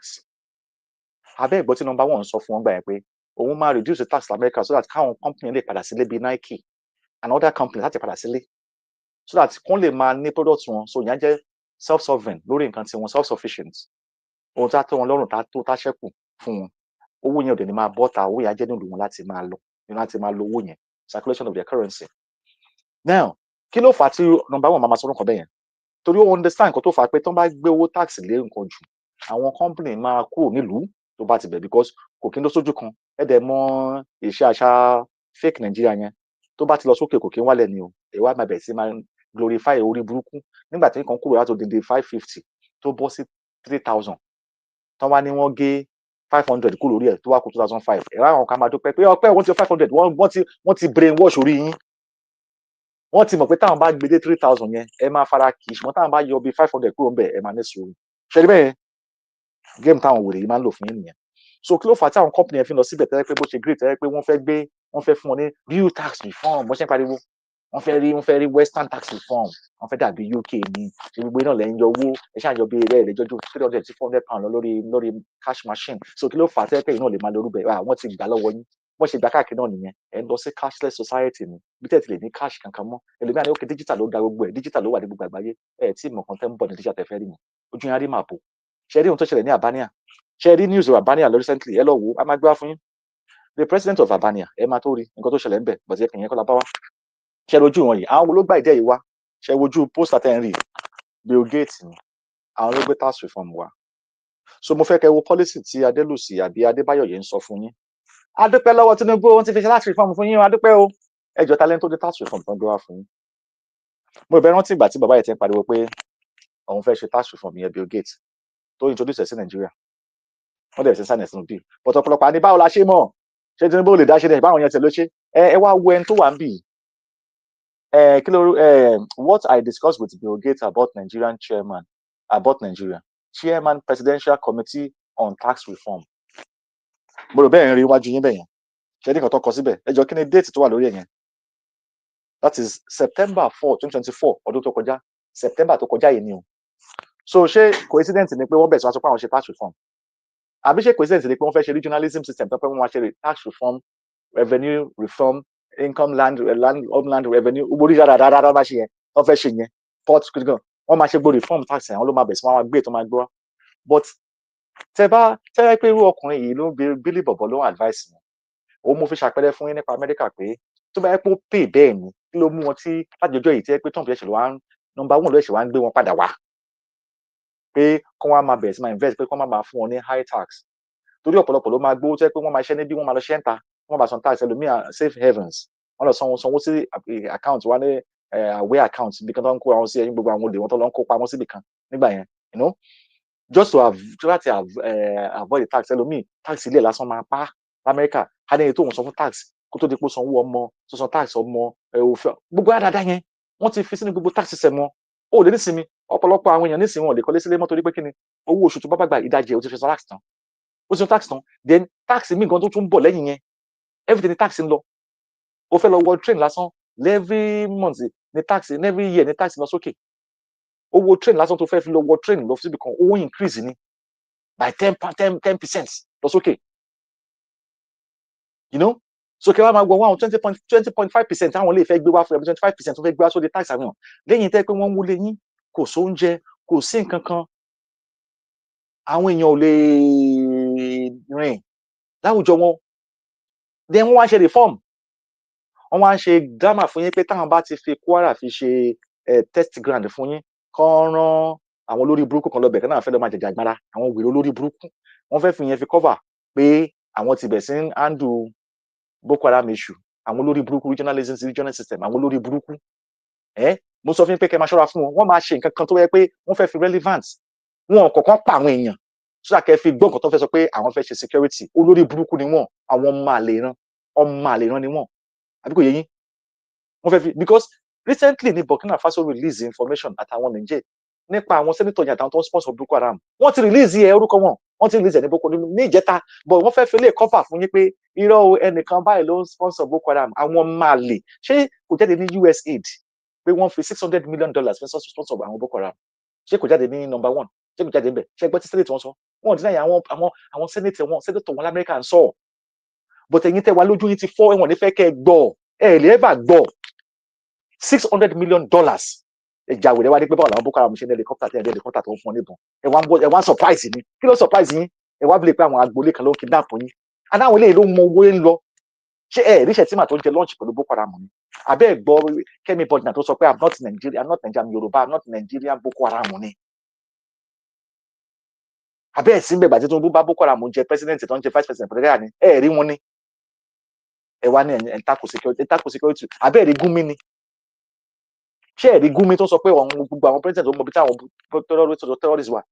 ẹ̀ rí Gumi tó sọ ni ṣé ẹ̀ wá rí Gumi àti Ṣèyí Tinubu tó jọ jókòó tọ́jọ́ sọ ni Gumi àti Ṣèyí Tinubu ọmọ president tó jọ sọ pẹ̀lú terrorist ẹ̀ wá sọ pé ẹ̀ wá lọ sí Kwara ṣé kò rí ti dàrú ni ẹ̀ ṣe bẹ̀ lọ́wọ́ Ṣèyí Tinubu tó jókòó ti Gumi tó di sọ́fà àbẹ́fẹ́ ká gbé picture wá fún yín ni àtọ̀rọ̀ tẹ́ ń sọ so tẹ bá wá Boko Haram ẹ̀ ṣe lọ bá Ṣèyí Tinubu kó sọ fún Gumi kó sọ kí Gumi àkọlọ́ máa wá wọn tẹ́ lọ sí Kwara tẹ́ pé tẹ́ ti ya wèrè ó sọ pé ẹ ṣọ́ra fún yín àwọn pí wọ́n máa fẹ́ everybody sacrifice láti ṣe confession kankan síta wọ́n máa fẹ́ everybody sacrifice èyí tẹ́ gbé lókè òkun ó yẹ kó ti yé yín wọ́n máa tẹ̀síwọ̀n wọn ni wọ́n máa tì wọ́n síwájú because kò láàdù tó fún wọn wọ́n fẹ́ kó láàdù káwọn èèyàn because wọ́n ní ìdáhùn yẹn láti sọ pé àwọn fẹ́ lọ fún regionalism lórí burúkú wọn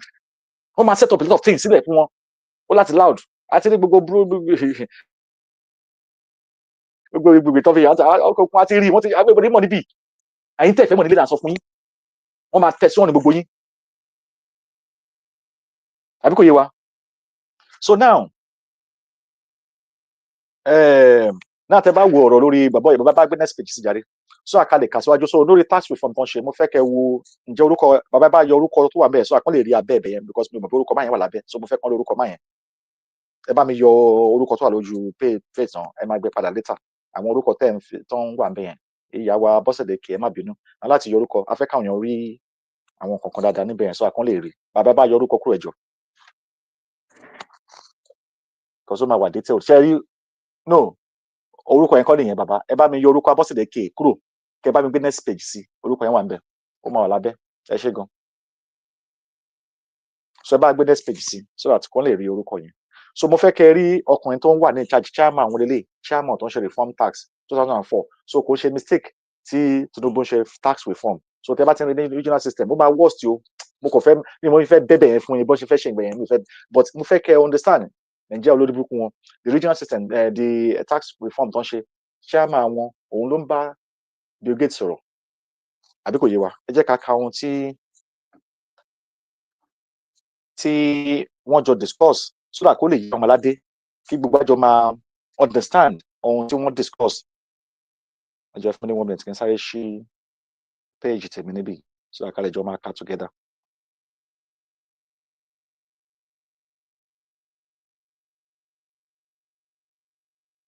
Okay so ó ní on tẹ̀síwájú báyìí wọ́n kà ní èdè Gẹ̀ẹ́sì ẹ máa gbọ́ wa o. The chairman of the President's Committee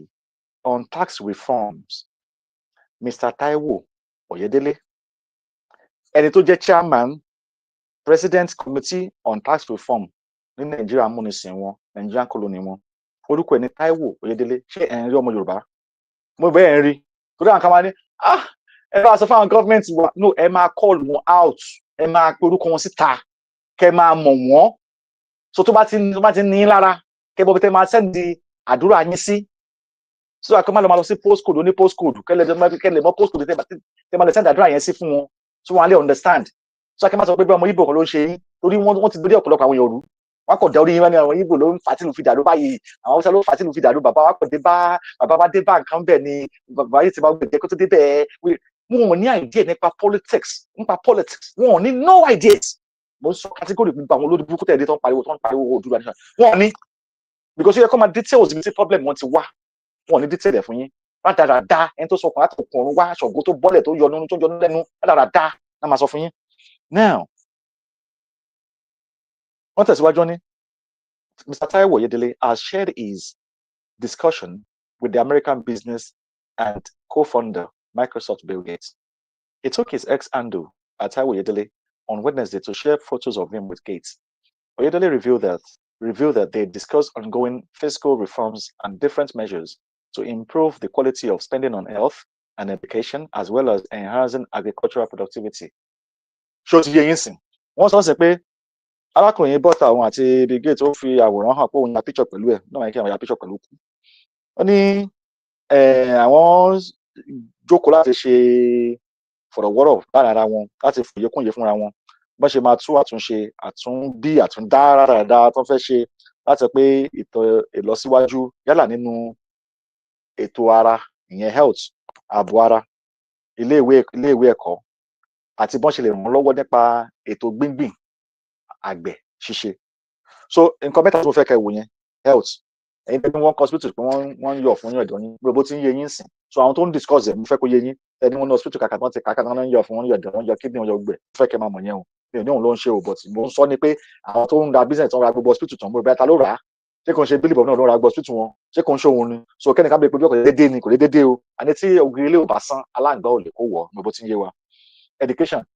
tẹ́ ẹ̀ ń rí ẹ̀ ń san 40 million 24 million fowó school tẹ́ ẹ̀ lè tán tó ń san fáwọn èèyàn wọn tí yín ò wúlò mọ́ education tẹ́ máa bẹ̀sẹ̀ máa ṣẹ̀dẹ̀ gẹ̀ẹ́sì gbogbo tí ń yé yín tó ti ń yé wa torí ẹni tó máa láìdí ẹ̀ nínú bí ilé ìsèké ṣe yorùbá tẹ́lẹ̀ fi sọ̀rọ̀ ń bẹ̀ èdè gẹ̀ẹ́sì ni kí ló tún sọ orúkọ àgbẹ̀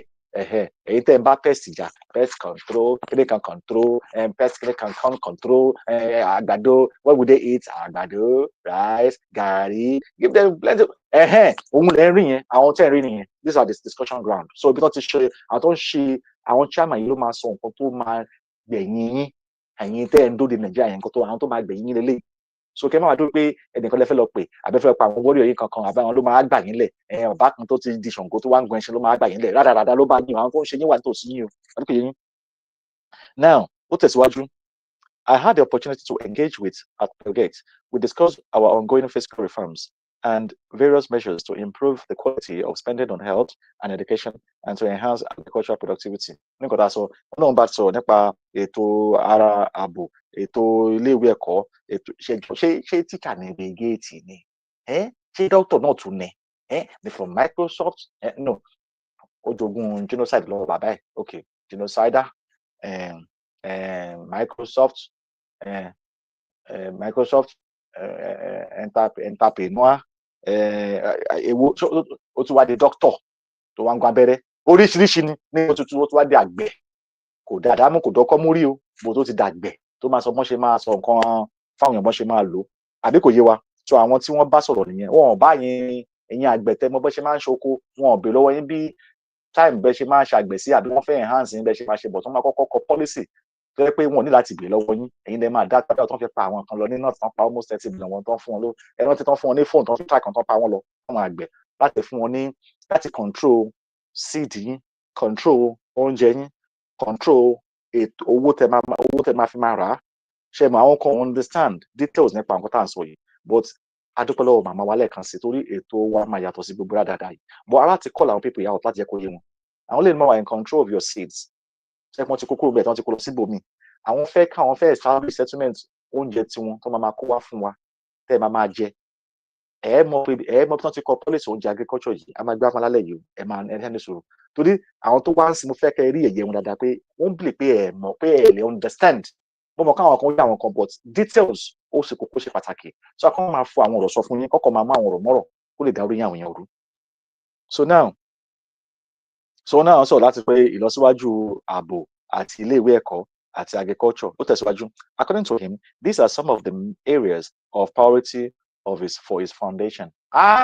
ní ìṣe ti Bílí Bọ̀bọ́ ó ní àwọn nǹkan tó ń sọ yóò ṣe pàtàkì ní ìgbékalẹ̀ iṣẹ́ tó máa ń ṣe foundation ẹ̀ tiẹ̀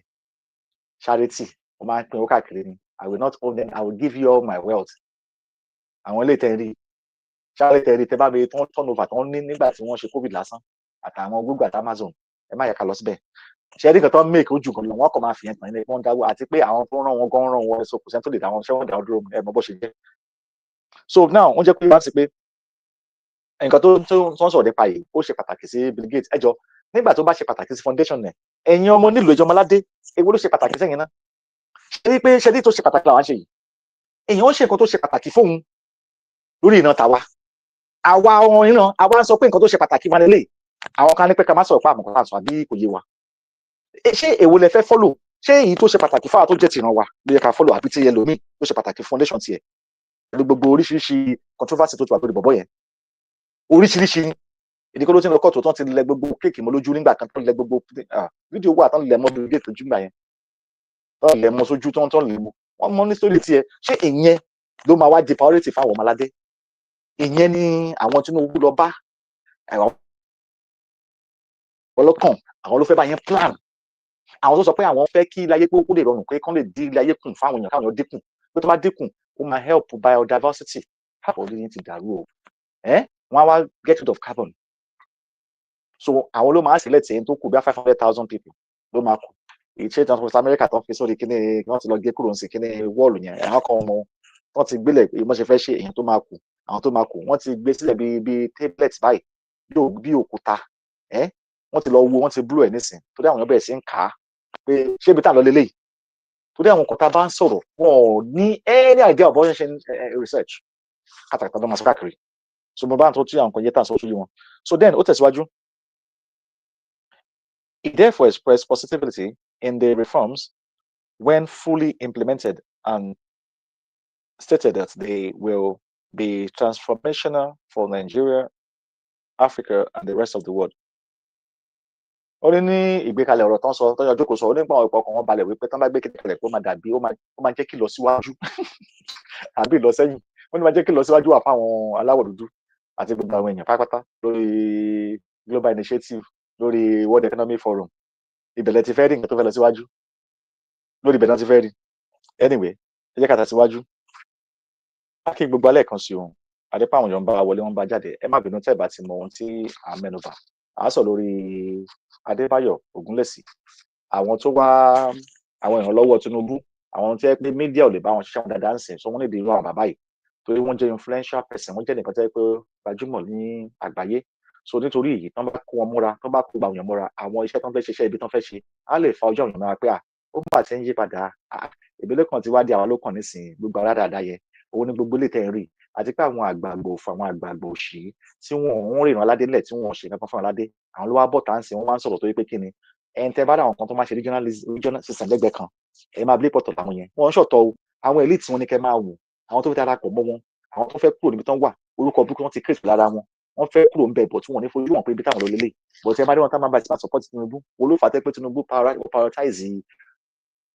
oyè òṣì tí ò sí republic tí ò sí ọba ń bẹ̀ láwọn àgbààgbà yìí tí wọn mọ̀ pé ní republic kò sí nǹkan tó ń jọba ń bẹ̀ yìí ná kò dẹ̀ sí nǹkan tó ń jẹ́ council of ọba níbi kankan ní republic kò sí nǹkan tó ń jẹ́ bẹ́ẹ̀ because kò sí tó party regional system àbí kò yé wa torí regional system yẹn ibẹ̀ náà ti gba independent wọn fi di orílẹ̀-èdè inú regional system tí bàbá Awólọ́wọ̀ 1960 òun náà fi reform tó lọ fún 1963 náà wá di ọjọ́ àwọn ọba kúrò ṣé yìí wá ń sìn tó yọ wọn final officially kúrò so kò sí nǹkan tó ń jẹ́ ọba níbẹ̀ ó dẹ̀ yé wọn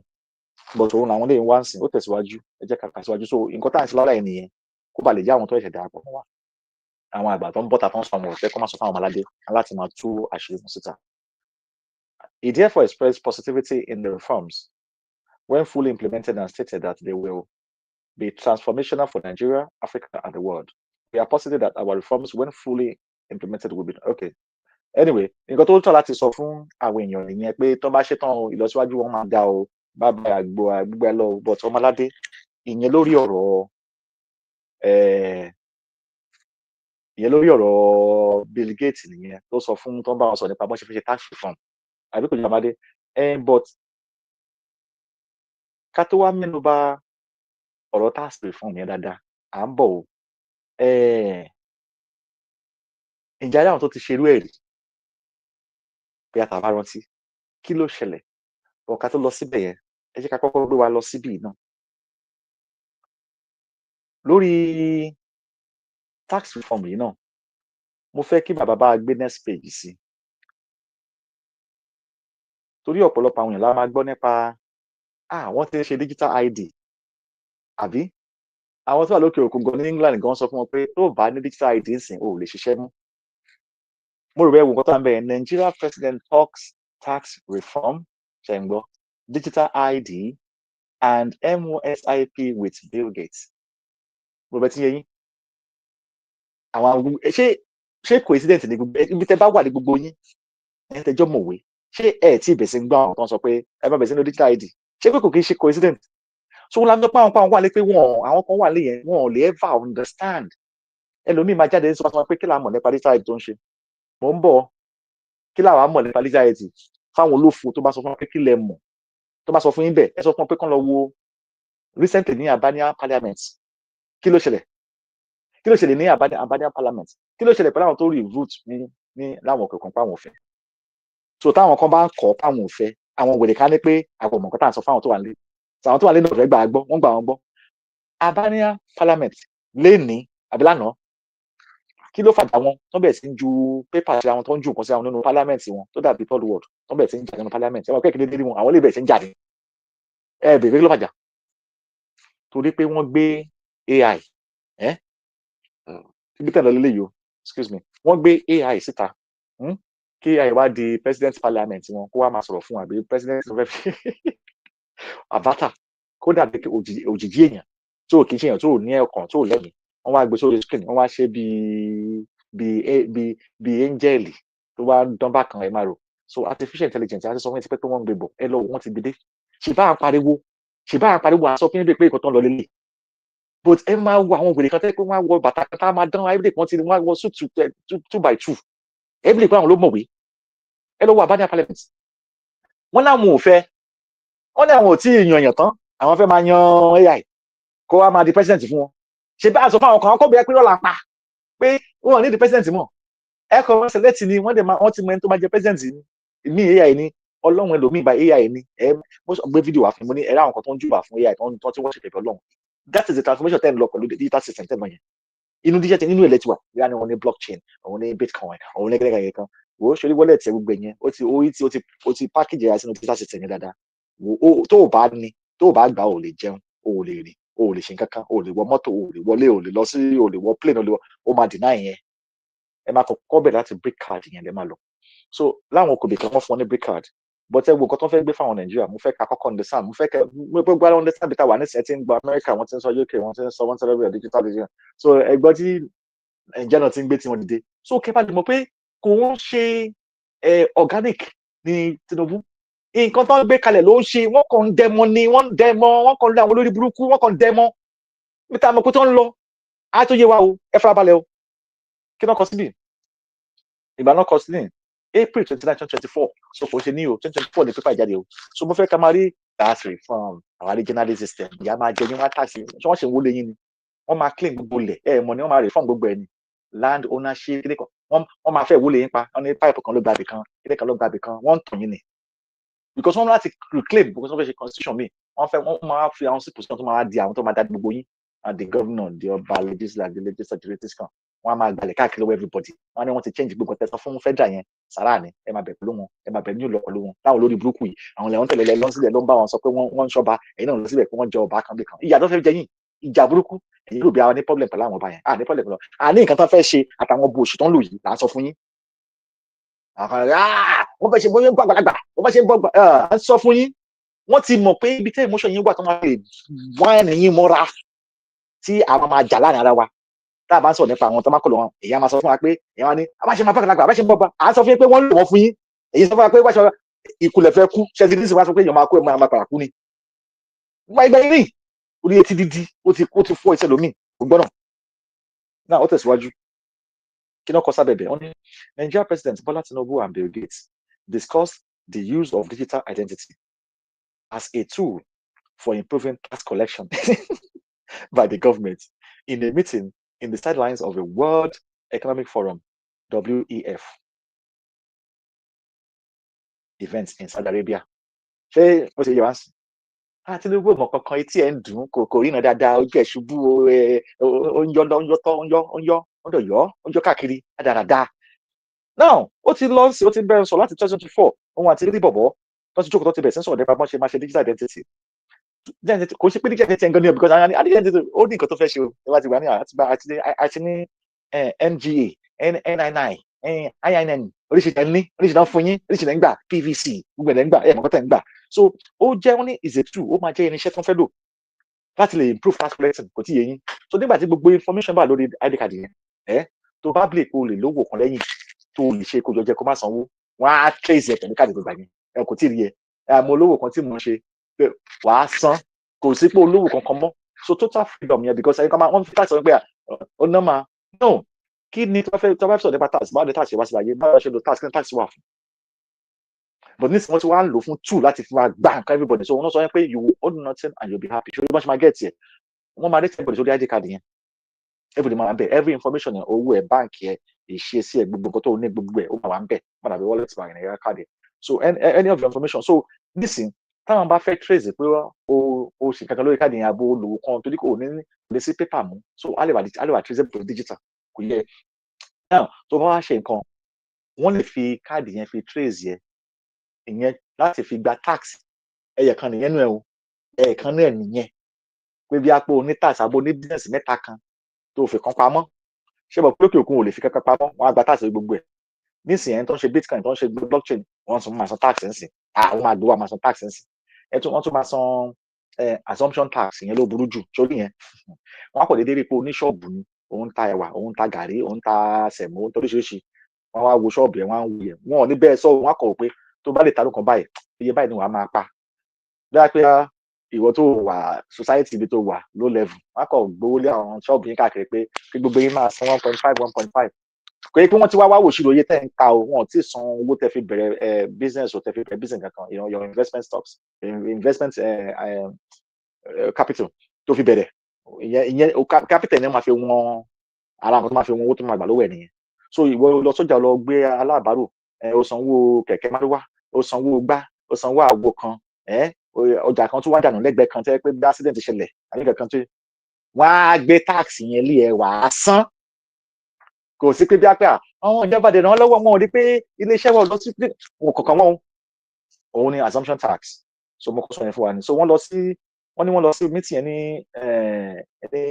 World Economic Forum WEF mo fẹ́ kẹ́nà ti bẹ̀ wọ́n lọ ṣe meeting yẹn ní World Economic Forum ẹ̀yin tẹ́ bá understand mo ìbò ti yẹ yín àbí ó yé wa fún World Economic Forum ok ní Saudi Arabia so fún àkàlẹ́ pé àṣálẹ́ ló máa gbà wá ọ̀rẹ́dàdà ń bá yín gbà ọ̀rẹ́dàdà. Wọ́n tẹ̀síwájú ní the former Microsoft CEO and the current Gates Foundation co-chair has also been communicating with coordinating Minister of the Economy and the Ministers of Finance Wale Edun on the further digitization report. So ó tún bá Wale Edun sọ pé ẹ gbọ́dọ̀ ṣe kíní yìí ni o so tá a bá sọ pé kíní yìí ti wà process but wọ́n láti gbé àwọn ọ̀nà tó máa fi lò ó so àwọn tó kù ń sìn wọ́n wá ń try láti ṣe regionalism wọ́n ṣe oríṣiríṣi pé yín wọ́n máa implement ẹ̀ sórí ẹ̀ God ó máa ẹ ní láìkẹ ìwé ṣe máa rí agbọ́dọ̀ màmá wa so now kẹ́ bá lè understand pé àwọn kan tó ẹni tuntun bá rò jáde o policy àwọn amúnisìn àti bẹ́lẹ̀ bọ̀bọ̀ ló ń bá yẹn gbọ́ so àwọn kan lè pe Tinubu láì díẹ̀ àwọn committee chairman àwọn ló ń bá rí dáadáa dáṣẹ́ rí wọn láì díẹ̀ kankan ẹni tó ń gbé fún wọn ní ṣẹ́ni tó ń gbé gbogbo ẹ̀ fún wọn ní wọn ò ní common idea kankan olódà bẹ́ẹ̀ ń pò rọrùn fún láti sọ because àwa wà ń bí àwa ń rí wọn àwa ní nǹkan tó ń ṣe kò sí nǹkan tó ní ìfọ̀ àwa ń bí à ń rí ṣé yín tí wà lẹ́yìn wọ́n ti fòyìnbó ayé jẹ́ wọ́n fẹ́ kẹ́ rí bẹ́ẹ̀ bá dé gan ẹ̀rẹ̀ dàmú bẹ́ẹ̀ bá rí ẹ̀rẹ̀ understand ẹ̀ kò dé yín so kẹ́ bá lè understand pé tábàdé àwọn bàbá kan dìde àwọn bàbá àgbà òfò kan agbára nù ẹ ti gbé náà ṣe meeting wọn WEF àwọn olè kan gbẹmọ àwọn wo ló ń pè bẹ́ẹ̀ àwọn wo ló ń jẹ́ bẹ́ẹ̀ so kí n fàrọwọ ẹ̀ hàn yín so àti bá rí wọn níta ẹ lè dá wọn mọ̀ àti pé ok nǹkan tó ń pè ní WEF nìyẹn láì bú wọn àwọn náà pè ní World Economic Forum àbí kò yé wa bàbá bá gbé picture ẹsẹ kan wo àwọn tó ń pè bẹ́ẹ̀ sódà kó lè yé wa láì pé wọn tó mọ̀ sọ kó lè yé gbọdọ̀ kó lè yé wa dáadáa ẹ bá gbé next page sí akí gbogbo àtà lórí ìpìlẹ̀ kan sí ẹ bá twenty adára fún gbogbo àpapọ̀tà.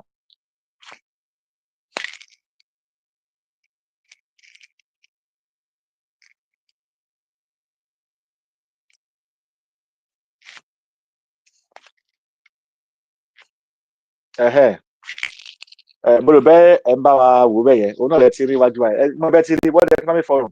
àwọn yẹn nìyẹn àwọn olówó àmì ẹ̀ Billy Bobo náà wà ń bẹ former president of America náà wà ń bẹ Kofi Annan náà wà ń bẹ Michael Jackson ṣé Michael Jackson ta ló wà lẹ́gbẹ̀ẹ́ lọ́hùn yẹn bàbá yín tó ń dọ̀bálẹ̀ nísìn ṣe rí wọn ṣe ti rí wọn torí ẹ wá sọ pé no wọ́n ń jà ní o policy ọ̀tọ̀ ni bàbá yẹn sọ pé ó ti ṣe Tinubu kò sọ nígbà tó wà ní Lagos State bàbá yẹn sọ nígbà tó jẹ́ ṣe ẹ ti rí and wọ́n play game and wọ́n actor movie actor ni wọ́n ṣé mo rò bẹ́ẹ̀ ti rí ṣe ti rí Ọbásanjọ́ bẹ́ẹ̀ but lánàá sì ẹni tó dọ̀bálẹ̀ fún kíní kan ẹ bí pé bí a pé wọn ọmọ kan tó ń ṣe yín ṣẹrí ẹ pé wọn ọmọ kan tó ń ṣe yín wọn ọmọ kan tó ń ṣe yín wọn jọ mọ̀ sí ni nígbà tí ọba ẹni bó ṣe yàn gímbì ẹ lọ ẹ zoom ẹkẹ rí ó yàn gímbì kò ṣe new picture old picture lẹ́rìí ẹ wo bí gate bó ṣe yàn gímbẹ̀ so pé ṣé coincidence ni Tinubu wá débẹ̀ ń ṣe tán tó wá ń ṣe lẹ́sẹ̀ kó ṣe coincidence àti wọ́n ti ń plan ẹ̀bọ̀ fún yín tipẹ́tipẹ́ ẹ̀yin ò dẹ̀ òṣì ẹ máa dúró sí pẹ̀lú mídíà wọn gba òfò wọn wá ní àwọn ọmọ kan tó ń sọ ṣé ó ti ń yé wa wọn ní àwọn connect rubbish àti connect láyé yín papọ̀ sí mo bẹ́ẹ̀ bọ̀dí ń rìn sí ṣé ẹni wọn mẹ́ ẹni Tinubu yẹrí ó bá ṣe bó ṣe yàn gímbẹ̀ yẹn kò ń ṣe nísìn ó ti pẹ́ so nísìn 2023 Tinubu àwọ̀bẹ̀ ẹ wá ní ẹ wá ní Bill Gates ẹ ní ó ti tà wá fún bẹ́ẹ̀ wọ́n ti tà yín tipẹ́tipẹ́ you are sold already a long time ago wọ́n ti tà yín tipẹ́tipẹ́ ẹ̀yin lẹ́ẹ̀kan lárí mọ́ múfì tó ń ṣe fún yín lé ẹ̀ wo múfì lẹ́ ń wò anyway ká má pẹ́ lórí yẹn ẹ bá business page bàbá ẹ kàkà tọ́jú nǹkan tó tún discuss kó lè yé wa so àti bá ti ń bọ̀ kẹ́ni máa rí pé òun ló ń bọ̀ so ká má máa fún yín ní surprises mọ́ kẹ́ni máa mọ̀ surprise yẹn sílẹ̀ kó ti máa kọ́ àwọn ya fọ́tò ẹ̀yà yín ní àwòrán ẹ pírì ẹ mú bóyá lọ ẹ tètè rí ló bá ṣáná ẹ rí òfin ṣàrà now kí ló sọ síwájú again Gates suggested that the government could adopt tax collection through digital identity by adopting MOISIP, the modular open source identity platform.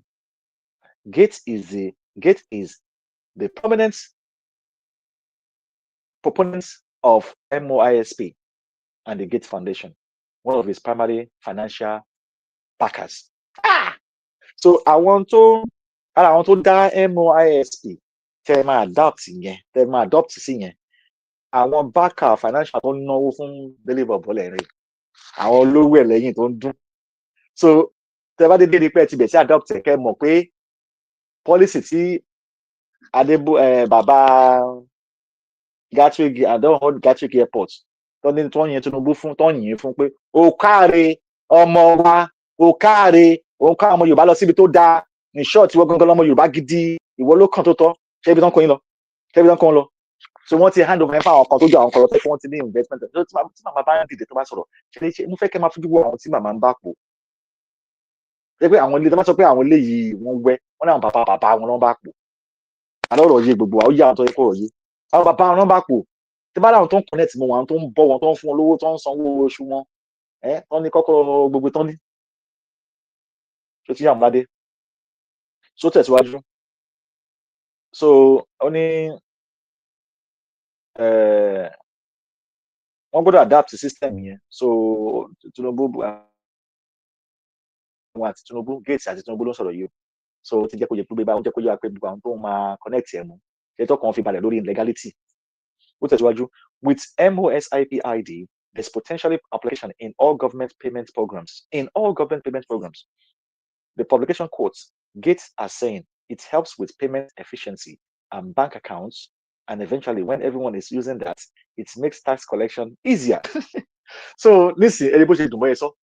but ẹ bá wo àwọn tó ń sá nísìnyí kí wọ́n sá fún. Wọ́n ní tó bá ti lè gba káàdì ẹ, gbogbo ìnáwó ẹ, ìṣí ẹ, ó wà ń lé o. Gbogbo ẹgbẹ́ ńgbà tí Minister UK kan gbà kan Boris Johnson tó lọ sí UN tó sọ pé only everything in your house will be monitoring you. Your Hoover will monitor you. Your bed will monitor you. Your phone, everything. So listen, mo kàn fi yẹn ṣe example, but listen, brigade ni ó sọ fún Tinubu pé kán bá join in payment together yìí pé ó máa ràn wọ́n lọ́wọ́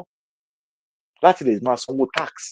ṣé rí wọn ò sọ bẹ́ẹ̀ ṣe máa get owó yẹn o wọn ò sọ bí ẹníṣẹ́ lọ́wọ́ o bí àwọn tí sanwó oṣù fáwọn ẹlòmíì o ẹlòmíì ń sìn ó ti kú o ẹlòmíì ń pariwo Boko Haram o tẹ́ẹ̀ pariwo gbẹ̀yẹn meanwhile àwọn lè plan bó ṣe máa gbà yẹn tán so that last one ni pé wọ́n tún yin Tinubu ti lọ síbi kan but wọ́n ti plan bí wọ́n ṣe máa bá táwọn èèyàn jẹ́ níbi ìsílẹ̀ already so tó bá dé ń sìn ẹ ló máa sọ pé kọ́ ló máa gbàdúrà lọ́dọ̀ Adébóyè kan ṣé ni pé orí ti dàrú pọ̀ ẹ̀dẹ̀ wọn lọ sórí orí òkè méje táàkì ti pọ̀ ju ẹ bá wa gbà but bọ́n ṣe gbé kalẹ̀ ẹ gbọ́ ìlọ wọn ní gbọ́ ẹkún òṣì rádaràda ẹ gbà wá o wọn fi máa gbọ́ nǹkan tó ń fa problem ẹ gbà wá yẹn wọ́n fẹ́ gbọ́ so ó sọ fún wọn ṣe pé ó ní bẹ́ẹ̀ ṣe máa gbowó yẹn lọ́wọ́ wọn báwo ni ó ṣe máa gbọ́ lọ́wọ́ àwọn tó ò níṣẹ́ lọ́wọ́ tó ní kankan tẹ́ pé wọ́n jẹ fún wọn ní kò sóúnjẹ wọn lẹ́wọ̀n kò lóko kò sówó kankan báwo lẹ ṣe máa gbé ètò bọ́n ṣe máa mẹ́sọ̀ pé wọ́n máa ṣe káàdì tó máa link mọ́ báǹkì wọn tó máa lead mọ́ gbọ̀ǹkan wọn tẹ́ pé bí wọ́n bá send owó gan sí wọn á tún yọ ọ́ láwọn wèrè yìí because ó ti kọjá threshold tó lóní tó bá ti kọjá 800,000 naira nísìnyí ló máa bẹ̀rẹ̀ sí máa san tax àfáàfin 10,000 wọ́n lọ fẹ́ gbé reform bíi ti àwọn UK wà dáadáa ìgbà táwa ń lọ bí òṣì so now kẹ́ bá lè rí wọ́n ní efficient payments yẹn òyìnbó lásán wọ́n kàn sọ òyìnbó fún yín ni o pé ẹ gbọ́dọ̀ san lọ́jẹ́ bẹ́ẹ̀ o ẹ gbọ́dọ̀ san ìdí tán fi ní police state nìyẹn lórí burúkú sanwó okú yẹn because nígbà tí ẹ bá ní police state tán sórí ìwọ tó bá san ọlọ́pàá dé wọ́n máa wá nìkan ẹ̀dín sọ́tẹ̀ ẹ máa mọ̀ nǹkan tí drone yẹn wà fún àwọn drone tán náà ń gbé wá fún yẹn ẹ máa mọ̀ nǹkan tó wà fún ẹ mọ̀ nǹkan tí police state yẹn wà fún ẹni ṣé bá wọn Yorùbá ní wọn á na orí yín pọ̀ ẹ san owó yẹn police state ni òun ni sanwó olú ń béèrè ẹ̀tọ́ ẹ̀yin náà lẹ́tí máa lọ dìbò fún wọn ẹ máa lọ àníṣe rí ẹlòmíì ó máa bá lọ ni kò sí nǹkan téèyàn lè ṣe sí kò ní gbọ́ bẹ́ẹ̀ sọ títí dọ̀la kò ní gbọ́ àwọn lá máa yìn wọn lẹ́yìn á máa yìn wọn ìgbà tó mọ̀ nǹkan tó ń sọ orí ìgbà tó wá dín nǹkan tó ń sọ kò yé ẹ òun tẹ̀lé òyìnbó tó ń sọ fún ẹ ó ní the benefit ó ní ó tó ṣẹ̀ṣẹ̀ ju ó ní so tó bá ṣe tax ní id card yẹn àrùn láti gba tax lọ́wọ́ wọn gbogbo id card tó ń ṣe yìí láti gba tax ni o láti gba tax ni that benefit will take a few years however there will be more bank accounts more financial inclusion and effective government payments programs so nísìn ìdí èyí kó tètè máa ṣí bank rẹpẹtẹ because àwọn tó tún wọ́n máa ṣí ọ̀nà tó máa fi gbà àwọn èèyàn sínú banking system because àwọn èèyàn máa register because tó o bá ní káàdì yìí tó fẹ́ pín ò ní lè jẹun ò ní lè ṣe kankan so iṣẹ́ yẹn policy máa délẹ̀ ó máa force yín láti lọ bí pẹ̀lú máa ṣí bank account so ìwà tó kà ìyá mi ò ẹ̀gbọ́n mi ò mọ bọ́ ṣe ń ṣí bank ọmọ nípa account ó kàn máa kówó sílẹ̀ ni wọ́n máa force yín ẹ máa ṣí account yẹn so that gbogbo owó tẹ lọ ń ṣe tẹ l'account yẹn tẹ kó sí bank ẹ máa bẹ̀ sí máa kó sí account yẹn because tó bá kó sí account yẹn tó bá débi kan ò ní lè lò àfi tó bá ní káàdì yẹn lọ́wọ́ so ó máa force yín láti make sure pé kẹ́ lọ ṣí account yẹn ẹ máa ní káàdì yẹn so that gbogbo tẹ bá ní ẹ wá bẹ̀ sí máa san tax ẹ ìyá lọ́jà ni o ẹ̀ ń taṣà níbi kan ni o ẹ̀ ń tà kan lẹ́gbẹ̀ẹ́ títì ni o ẹ̀ ń tà bọ̀lẹ̀ àtẹ̀pà ni o ẹ máa san tax ṣé kò sí yẹ yín ó ṣọ̀kadà kan lẹ́gbẹ̀ẹ́ yẹn ó ṣọ̀kadà lọ́kadà tẹ́ pé o kò ti sanwó ọmọ ní o ti sanwó owó àgbèrò o san ẹgbẹ́ yẹn wàá tún san tax wàá máa san tax owó àkàdá yẹn so ìwọ tó yá yàn ní márúwá tó ní kọ́ máa rent tó máa ṣe gbẹ tó ń sanwó díẹ̀díẹ̀ fáwọn kan wàá tún bẹ̀ sí wàá máa ṣe wàá register wàá gba káàdì tó bá ti ń lò automatic ni tó bá gbà tó ní òní san wọ́n máa yọ wọ́n á yọ direct ni wọ́n á kọ̀ jọ wọ́n á kọ̀ pé sorry your card is now be empty you don't have money you are now poor kò yẹ. Nigeria has previously been reported to have some interest in integrating MOISAP with its digital ID systems. Gates also said that Nigeria is well positioned with young talent to carry out this digital transformation. So bí Gates fún wọn lọ pé àyè máa wọlé àwọn ọmọ yín orí wọn pé bàjẹ́ wọ́n máa mọ ọmọ ṣe máa wọlé lé tán báyìí sí máa lò tán àti iṣẹ́ irú ti pé lórí wọn àti iṣẹ́ orísun wọn lórí dáadáa so tá bá tì wọ́n sí wọ́n máa wọ bẹ̀ sí àwọn ọ̀dọ́ yín wọ́n ti useless wọ́n máa mọ bọ́ ṣe máa adapt mọ̀ wọ́n á san gbèsè future wọn nìyẹn kọ́ máa san gbèsè wọ́n máa san tax parí àwọn tẹ́tẹ́lẹ̀ àwọn bàbá máa fi nǹkan lẹ̀ fáwọn ọmọ ogun ṣòro ogun yẹn sìn wàá san tax nínú ogun yẹn àkótí yẹ ó ń bọ̀ wàá san tax à ń sọ fún yín kò yé yín à ń sọ fún yín kò yé yín ayé everybody. Tinubu recounted how Lagos State used technology to increase its tax base from 600 million Nigerian naira approximately to $440,000 past 8 billion naira, which is $5.9 million, while it was its governor. Its governor. So ó jẹ́ pé wọ́n á sìn pé ṣe rí Tinubu ó ní òun nífẹ̀ẹ́ sí tax reform yìí tí Bill Gates ń gbé wá tó dé pé kí ni ó ní ó ti ràn án lọ́wọ́ nígbà tó ń wà ní gómìnà Èkó ó ní ìgbà tó ń wá lo technology òun fi increase tax base ó nígbà yẹn àwọn máa ń pa 600 million naira nígbà tí Tinubu jẹ gọ́vnà Tinubu ń pa 600 million naira ló ń pa nígbà tó ń jẹ gọ́vnà tí a mọ̀ sí $440,000 tó fi ń pa fún Lagos State fún tax ó nígbà tó ń wá lo technology yẹn ó lóun bẹ̀rẹ̀ sí ń pa 8 billion naira ìyẹn 5.9 million ẹ wá níbo ló ti rówó ẹ wá ló ṣiṣẹ́ ẹ wá ní èmi ló kàn àti ní kankan àwọn tí ní kankan nígbà tó jẹ gọ́vnà lásán yìí o so ní ìdí tẹ́ fún mi pé Tinubu máa gba kí n tún Bill Gates sọ ni pé ó ní òun ti kọ́kọ́ lo irú ẹ̀ kan rí tí wọ́n ti advance ẹgbà yẹn ó ní òun ti ní èrè sí billion kò ń ṣe 1 billion o ó ń pa 660 million nígbà tó lo technology tax yẹn tax revenue income collection ó fi lẹ́kọ̀ọ́ gbà tó jẹ́ gọ́vnà òun make 8 billion so nísìnyí tójú ti wá di president nísìnyí ẹ wò kí ló máa ṣe ṣe é di kí wọ́n ti reform ẹ̀ ṣe é lóun ní bàbá ọ̀fọ̀ yẹn tí gbogbo wọn wá ń campaign fún ṣé ní nǹkan tó wá ń campaign fún àwọn ọmọládé ṣé ní nǹkan tó èyí bí pé nǹkan tó kàn ṣe kékeré ni bọ́tà bá bẹ̀ sẹ́nu là ṣé ní ṣe tax reform ṣé ní bó ṣe máa jìyà fìyà jẹ àwọn ọmọládé so àǹfààní tí Tinubu torí nìyẹn a kí gbogbo ọmọládé lẹ́ẹ̀kan sí mi ò bí agbègbè là ń gbọ́ ètò yìí àárín the Jews are set free location 409 legalize terror states aláti wà serious pẹ̀lú ara wa láti sọ̀tọ̀ aláti dúró síbi òótọ́ ká má bàa gbàsíkò mo rò bẹ́ẹ̀ rí àwọn tó wà wájú wa yìí àwọn bàbá yìí wọ́n ń jẹ picnic mo gbọ́ pọ̀lọpọ̀lọ ti gbàgbé kí ló fà táwọn bàbá yìí fi ń jẹ picnic ni o picnic but máa fẹ́ ká kọ́kọ́ wo fídíò yìí ná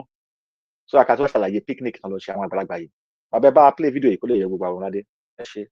ẹ kú kàlẹ̀ gbogbo ọmọdé à ń bọ̀.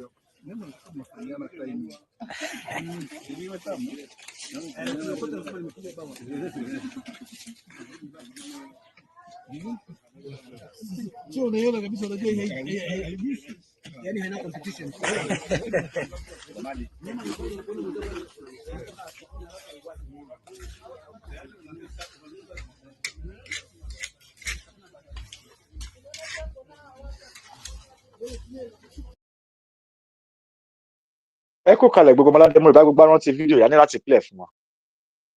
ṣe rí pé wọn àwọn ẹ mọ̀ pé fídíò yìí strange ó jẹ́ ohun tó yà lẹ́nu díẹ̀ pé àwọn àti adédèrè àwọn èèyàn tó ń wọ sóòtù wọn máa jẹun nínú oko ọ̀gẹ̀dẹ̀ kan tún tẹ tébù fún wọn tí wọ́n tún wá ní division of table àwọn kan yàtọ̀ sáwọn kan tó ń jẹun bì kan gbogbo wọn dẹ̀ wọ sóòtù àwọn kan wọ sóòtù àwọn kan wọ jẹ́ pé wọ́n jókòó àtàwọn ọmọ wọn tó kó dání mo rí bẹ́ẹ̀ ń rí fídíò yẹn ǹjẹ́ mọ̀ tó ṣẹlẹ̀ ní fídíò yẹn fẹ́yìn tẹ́ bá rántí ǹjẹ́ ẹnìkan a lè rán wa létí kí ló ṣẹlẹ̀ ní fídíò yẹn fẹ́yìn tó bá rántí fídíò yẹn o ká fún wa ní 1 minute kálẹ̀ tó máa bá a lè sọ ta bá rẹ̀ tó rántí kí ló mú fídíò yẹn wá ṣé picnic náà ṣe ń bẹ̀ ni àbí kí ló ṣẹlẹ̀ ń bẹ̀ yẹn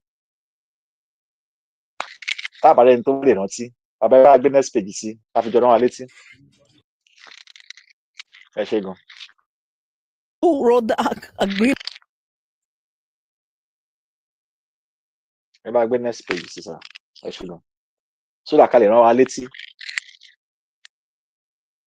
ohun tó fa àwọn tó ń jẹ nínú Gambala Empire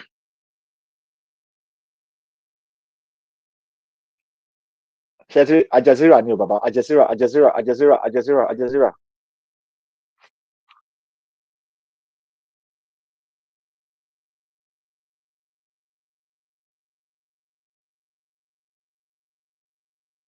ẹ ṣé gan akégbó máa lẹ́ẹ̀kan sí o ẹ bá pín tó ẹ bá ṣe ètò ìyá dára. On agriculture that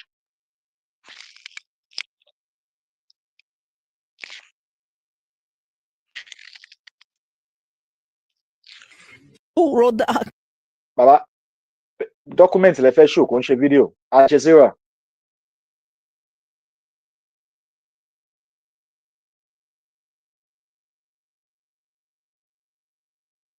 èyí tó kọ Aljazeera sókè ẹ̀ tó ń gba president kan síwájú ẹ̀ mo fẹ́ kí gbogbo àjọ orí kí n tó sọ ni.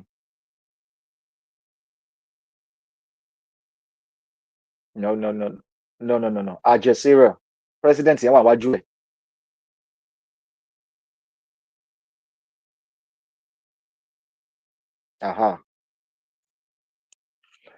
now picnic tá a wò tán yẹn tàdá àwọn àgbààgbà tó jókòó sínú igbó yẹn tó wọ sùn tán jẹun yẹn kíni kan ló lìdí sí mo rò bá rántí Kenya tó ṣẹlẹ̀ ńgbà kan kí ló ṣẹlẹ̀ ní Kenya tó jẹ́ pé àwọn àgbààgbà wa ń jẹun nínú igbó fáwọn ọmọládé kí ló ṣẹlẹ̀ wọ́n fi ń jẹun nínú igbó tàbí wọ́n gbà yẹn Aljazeera ló gbé we give credit to the source of this information we have no copyright on all these information sources of information we give all credit to it now Aljazeera tó ń jẹun nínú igbó yìí kí ló fẹlẹ̀ sí wọn tẹ wá rántí Ruto president Kenya tó ń gbé reform bill jáde so kẹ́ bá lè mọ̀ pé kíní ìkárí ni so ti fẹ́ wá sí ti àwọn illegality of Nigeria so ṣe mọ̀ àwọn ọmọdé àti tó máa ń gbọ́ àwọn news káàkiri bí wọ́n lè estimate wọ́n lè yé wọn wọ́n lè wo nǹkan wọ́n lè fi yéra wọn wò pé kíní yìí ó jọ gètè ó fẹsẹ̀ dúró àbí kò yé ó jọra wọn náà ṣé coincidence ni àwọn kan wọn ò lè ronú wọn ò gbé síwájú wọn ò lè rí news ayéṣà ló gbé story yẹyẹ kàkà kó lè yé wa dáadáa. The people have spoken. Why did Kenya Ruto reject tax bill he pushed? Wọ́n ní àwọn ará Kenya ti sọ̀rọ̀ pé ìdí tí àwọn Kenya fi lòdì sí tax bill yẹn wọ́n lòdì sí.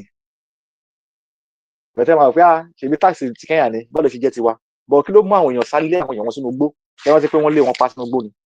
Ẹ rántí kí ló fà á? Ẹ kàkà díẹ̀ sí.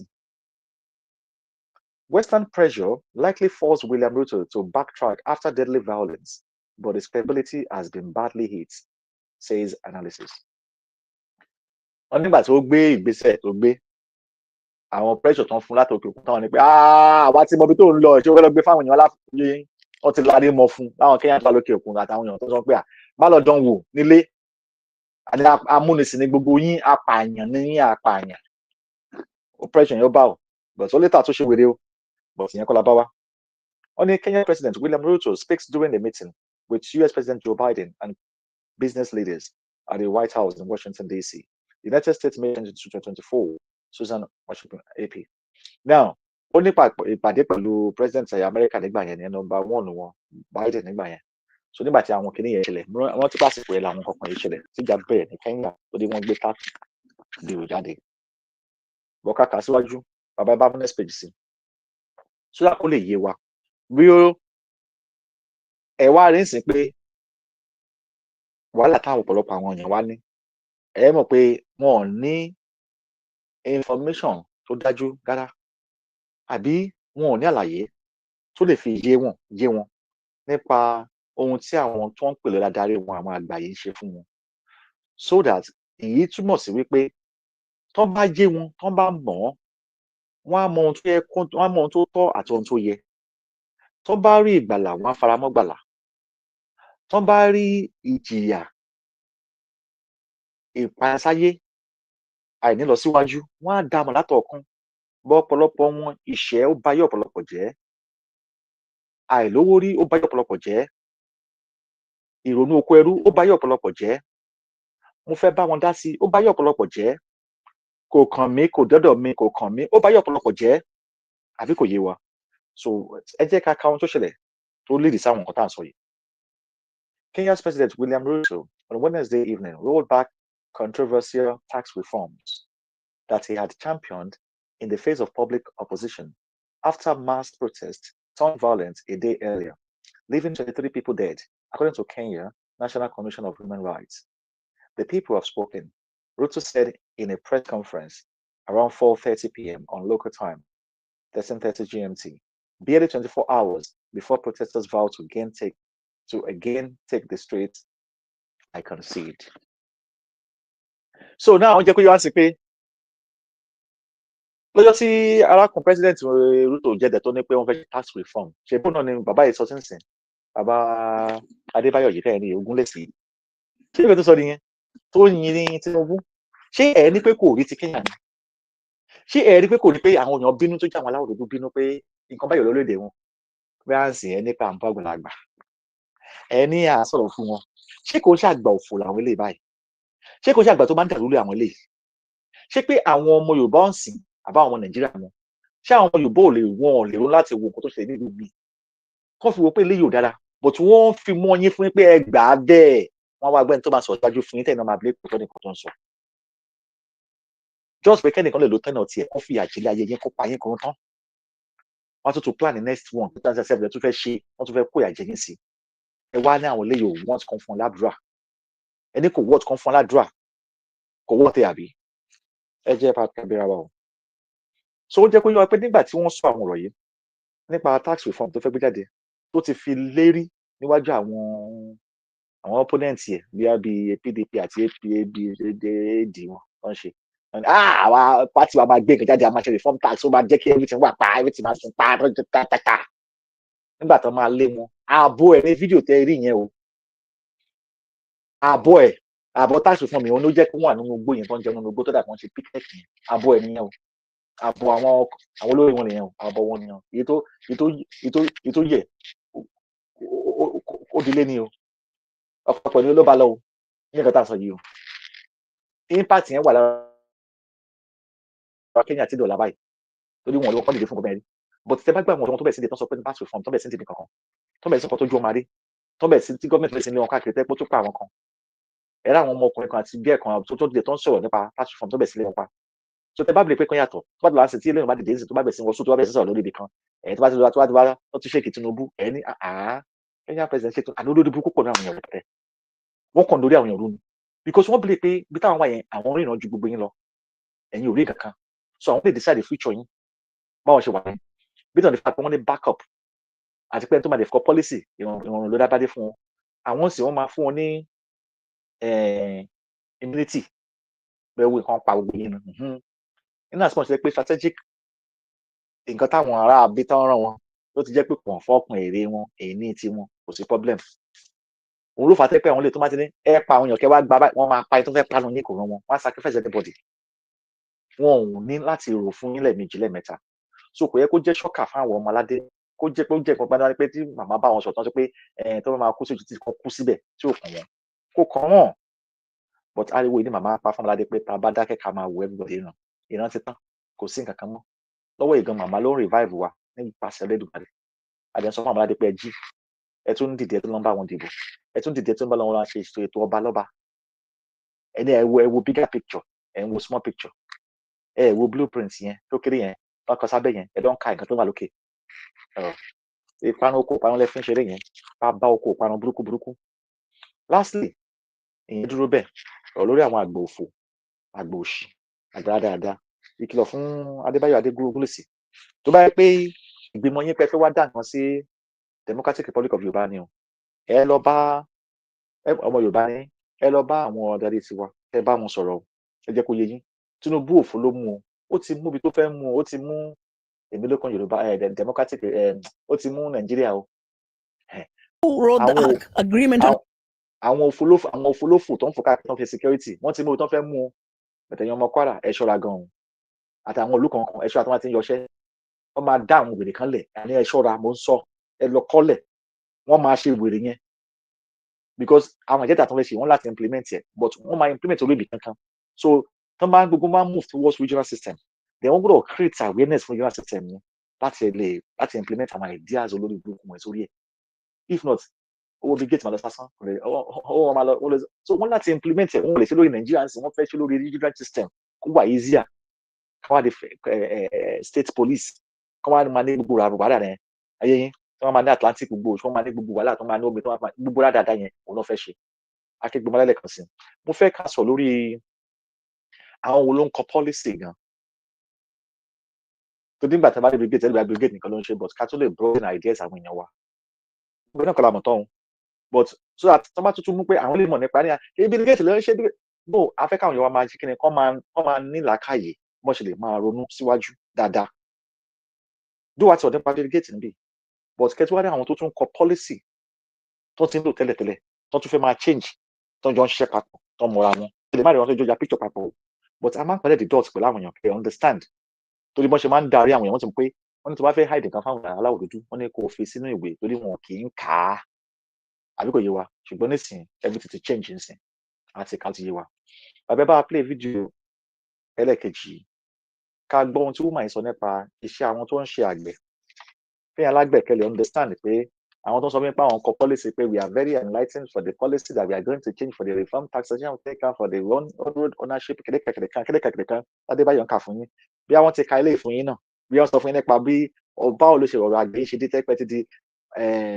bao agro tí pé Tinubu ń polówó ẹ̀ fún yín pẹ̀lú obligate bao agro àwọn tó ń kọ policy tó ń gbé kalẹ̀ tó ń lo gbogbo dáadáa tó ń lò tó ń fi ń lò wọ́n fẹ́ kẹgbẹ́ lẹ́nu wúmà yìí ẹ máa bá a kálọ à ń bọ̀ àti lọ.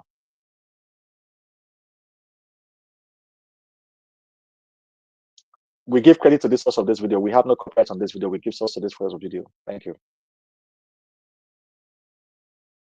agriculture that's destroyed all the self-reliance and food sovereignty of people. You know, everyone's talking about the Ukraine war and Russia, but the reason African countries are hungry is because their ability to produce their food was destroyed by the right to dump by Cargill. Cargill wrote the agreement on agriculture. And then the junk food industry, the Pepsis and Cokes and Nestle's, wrote the sanitary and phytosanitary agreement and created the Codex Alimentarius to shut down healthy food and pushed the food that gave us illnesses, 75% chronic diseases. This is not a conspiracy. There is evidence that the corporations wrote the rules. Then it created the billionaires. Now the billionaires rule the world. And I call them the 1%, not because they're 1%, they're just a handful. And when you ask me, you know, what's the optimism? For me, the optimism is a pathetic group of ignorant, selfish men are not more powerful than all the people who've occupied the palace of the president in Sri Lanka, the farmers who've occupied the streets of Netherlands. People have power. We've been made to think we are inert. We've been made to think nature is inert. And all it is a colonization of our mind. The minute we become free and say, we are part of nature, we are creative, and we are powerful in a different way.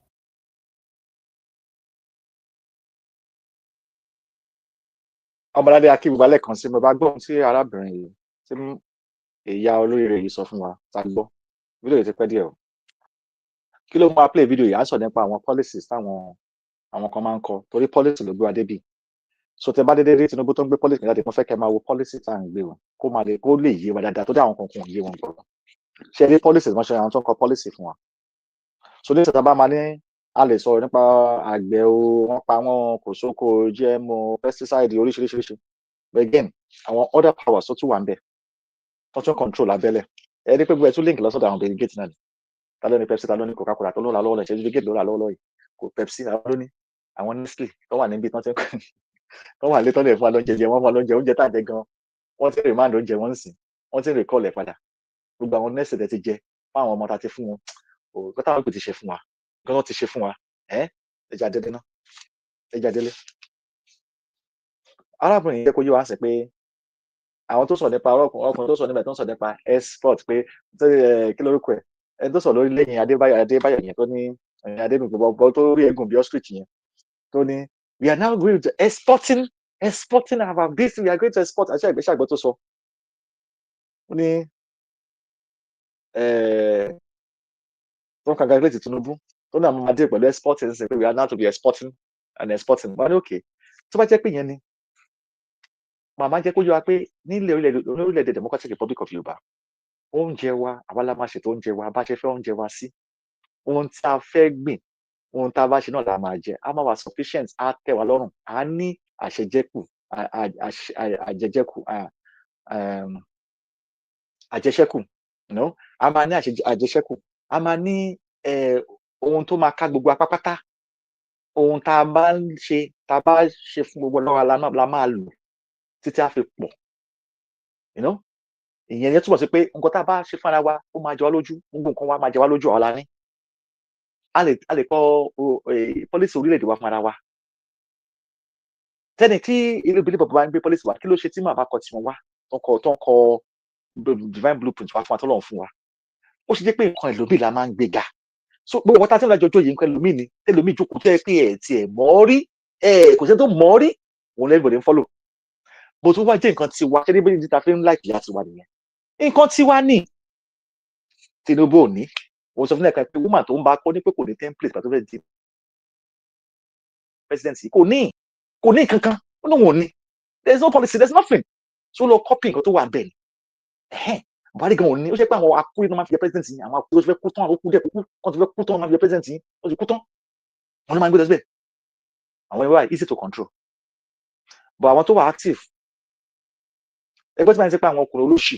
they are all men 1% tó ń sọ wọ́n di billionaire ṣé ẹ gbọ́dọ̀ tí máa ń sọ pé wọ́n ń sọ wọ́n di billionaire ṣé ẹ gbọ́dọ̀ tí máa ń sọ fún wa pé wọ́n máa ń sọ wọ́n di billionaire láti lè fi control àwọn settlement asset wọn gbàtà àpò Dangote ṣó ti ń yé wa sí ṣó ti ń yé wa mo kò fẹ́ mi wá má gbàgbé ẹ̀ ní síwájú now tẹ bá gbọ́ nǹkan tí arábìnrin sọ ni pé wọ́n ṣètò pé oúnjẹ tá a máa ṣe wọ́n mọ̀ọ́mọ̀ ba ètò oúnjẹ wa jẹ́. Àwọn oúnjẹ tó ń fún wa ní good health, tó ń fún wa ní ìtọ́jú ara sí, kára wa lè máa tọ́jú ara wa kó má lè pa máa ka àìsàn, ká má dédé máa ká àìsàn oríṣiríṣi, cancer disease oríṣiríṣi pẹ̀lú àwọn oúnjẹ wèrè tó ń jẹ. Wọ́n ní wọ́n mọ̀ọ́mọ̀ ṣe ni, wọ́n ní wọ́n kọ policy yẹn ni, ṣé tí wọ́n gba policy. So tẹ bá ti ń bá àwọn gómìnà ń jà, ẹ gbà wá gómìnà, ẹ má máa dáṣà àwọn òkè ń kànú because àwọn èèyàn mọ̀ ni, wọ́n wà ignorantly. Bàbá yìí dẹ̀ pé àwọn people tó ń pẹ̀lẹ́ létí, kí ló ń pè bàbá yìí náà bú wọn, má ṣe pé fún wọn, ó ní their ignorance. Ṣé wọn ṣe ní pé woman yìí mọ̀ nǹkan tó ń sọ, ṣé ẹ̀mẹ́ tí woman yẹn jẹ́ ni, ṣé ẹ̀mẹ́ tó jẹ́ tó sọ̀rọ̀ yẹn, ǹjẹ́ àwọn èèyàn mọ̀ tó woman yẹn jẹ́, ọ̀pọ̀lọpọ̀ yóò mọ̀. Ó ń pè àwọn believe of wọ́n ní ignorant ni wọ́n, ó ń ṣépè fún wọn pé wọ́n bìlẹ̀ pé wọ́n jẹ́ kẹ́rù pé àwọn èèyàn lágbára lópin àlè ṣe kankan pé àwa ti wá wọ́n ní wọ́n da orí wa rú ni. Ṣé gbọ́? Ó ní wọ́n da orí wa rú ni pé ká máa rò bẹ́ẹ̀ pé àlẹ́tọ̀ sí nǹkan tó tẹ̀tọ̀ sí wa, àlẹ́tọ̀ sí oúnjẹ wa, àlẹ́tọ̀ sí ọkàn, pé ẹ̀rù la máa ṣe kú. Ó máa yẹn jẹ́ kó yé wa bẹ́ẹ̀. Ṣé ó yàtọ̀ sí nǹkan tí mo àsọ fún wa ni?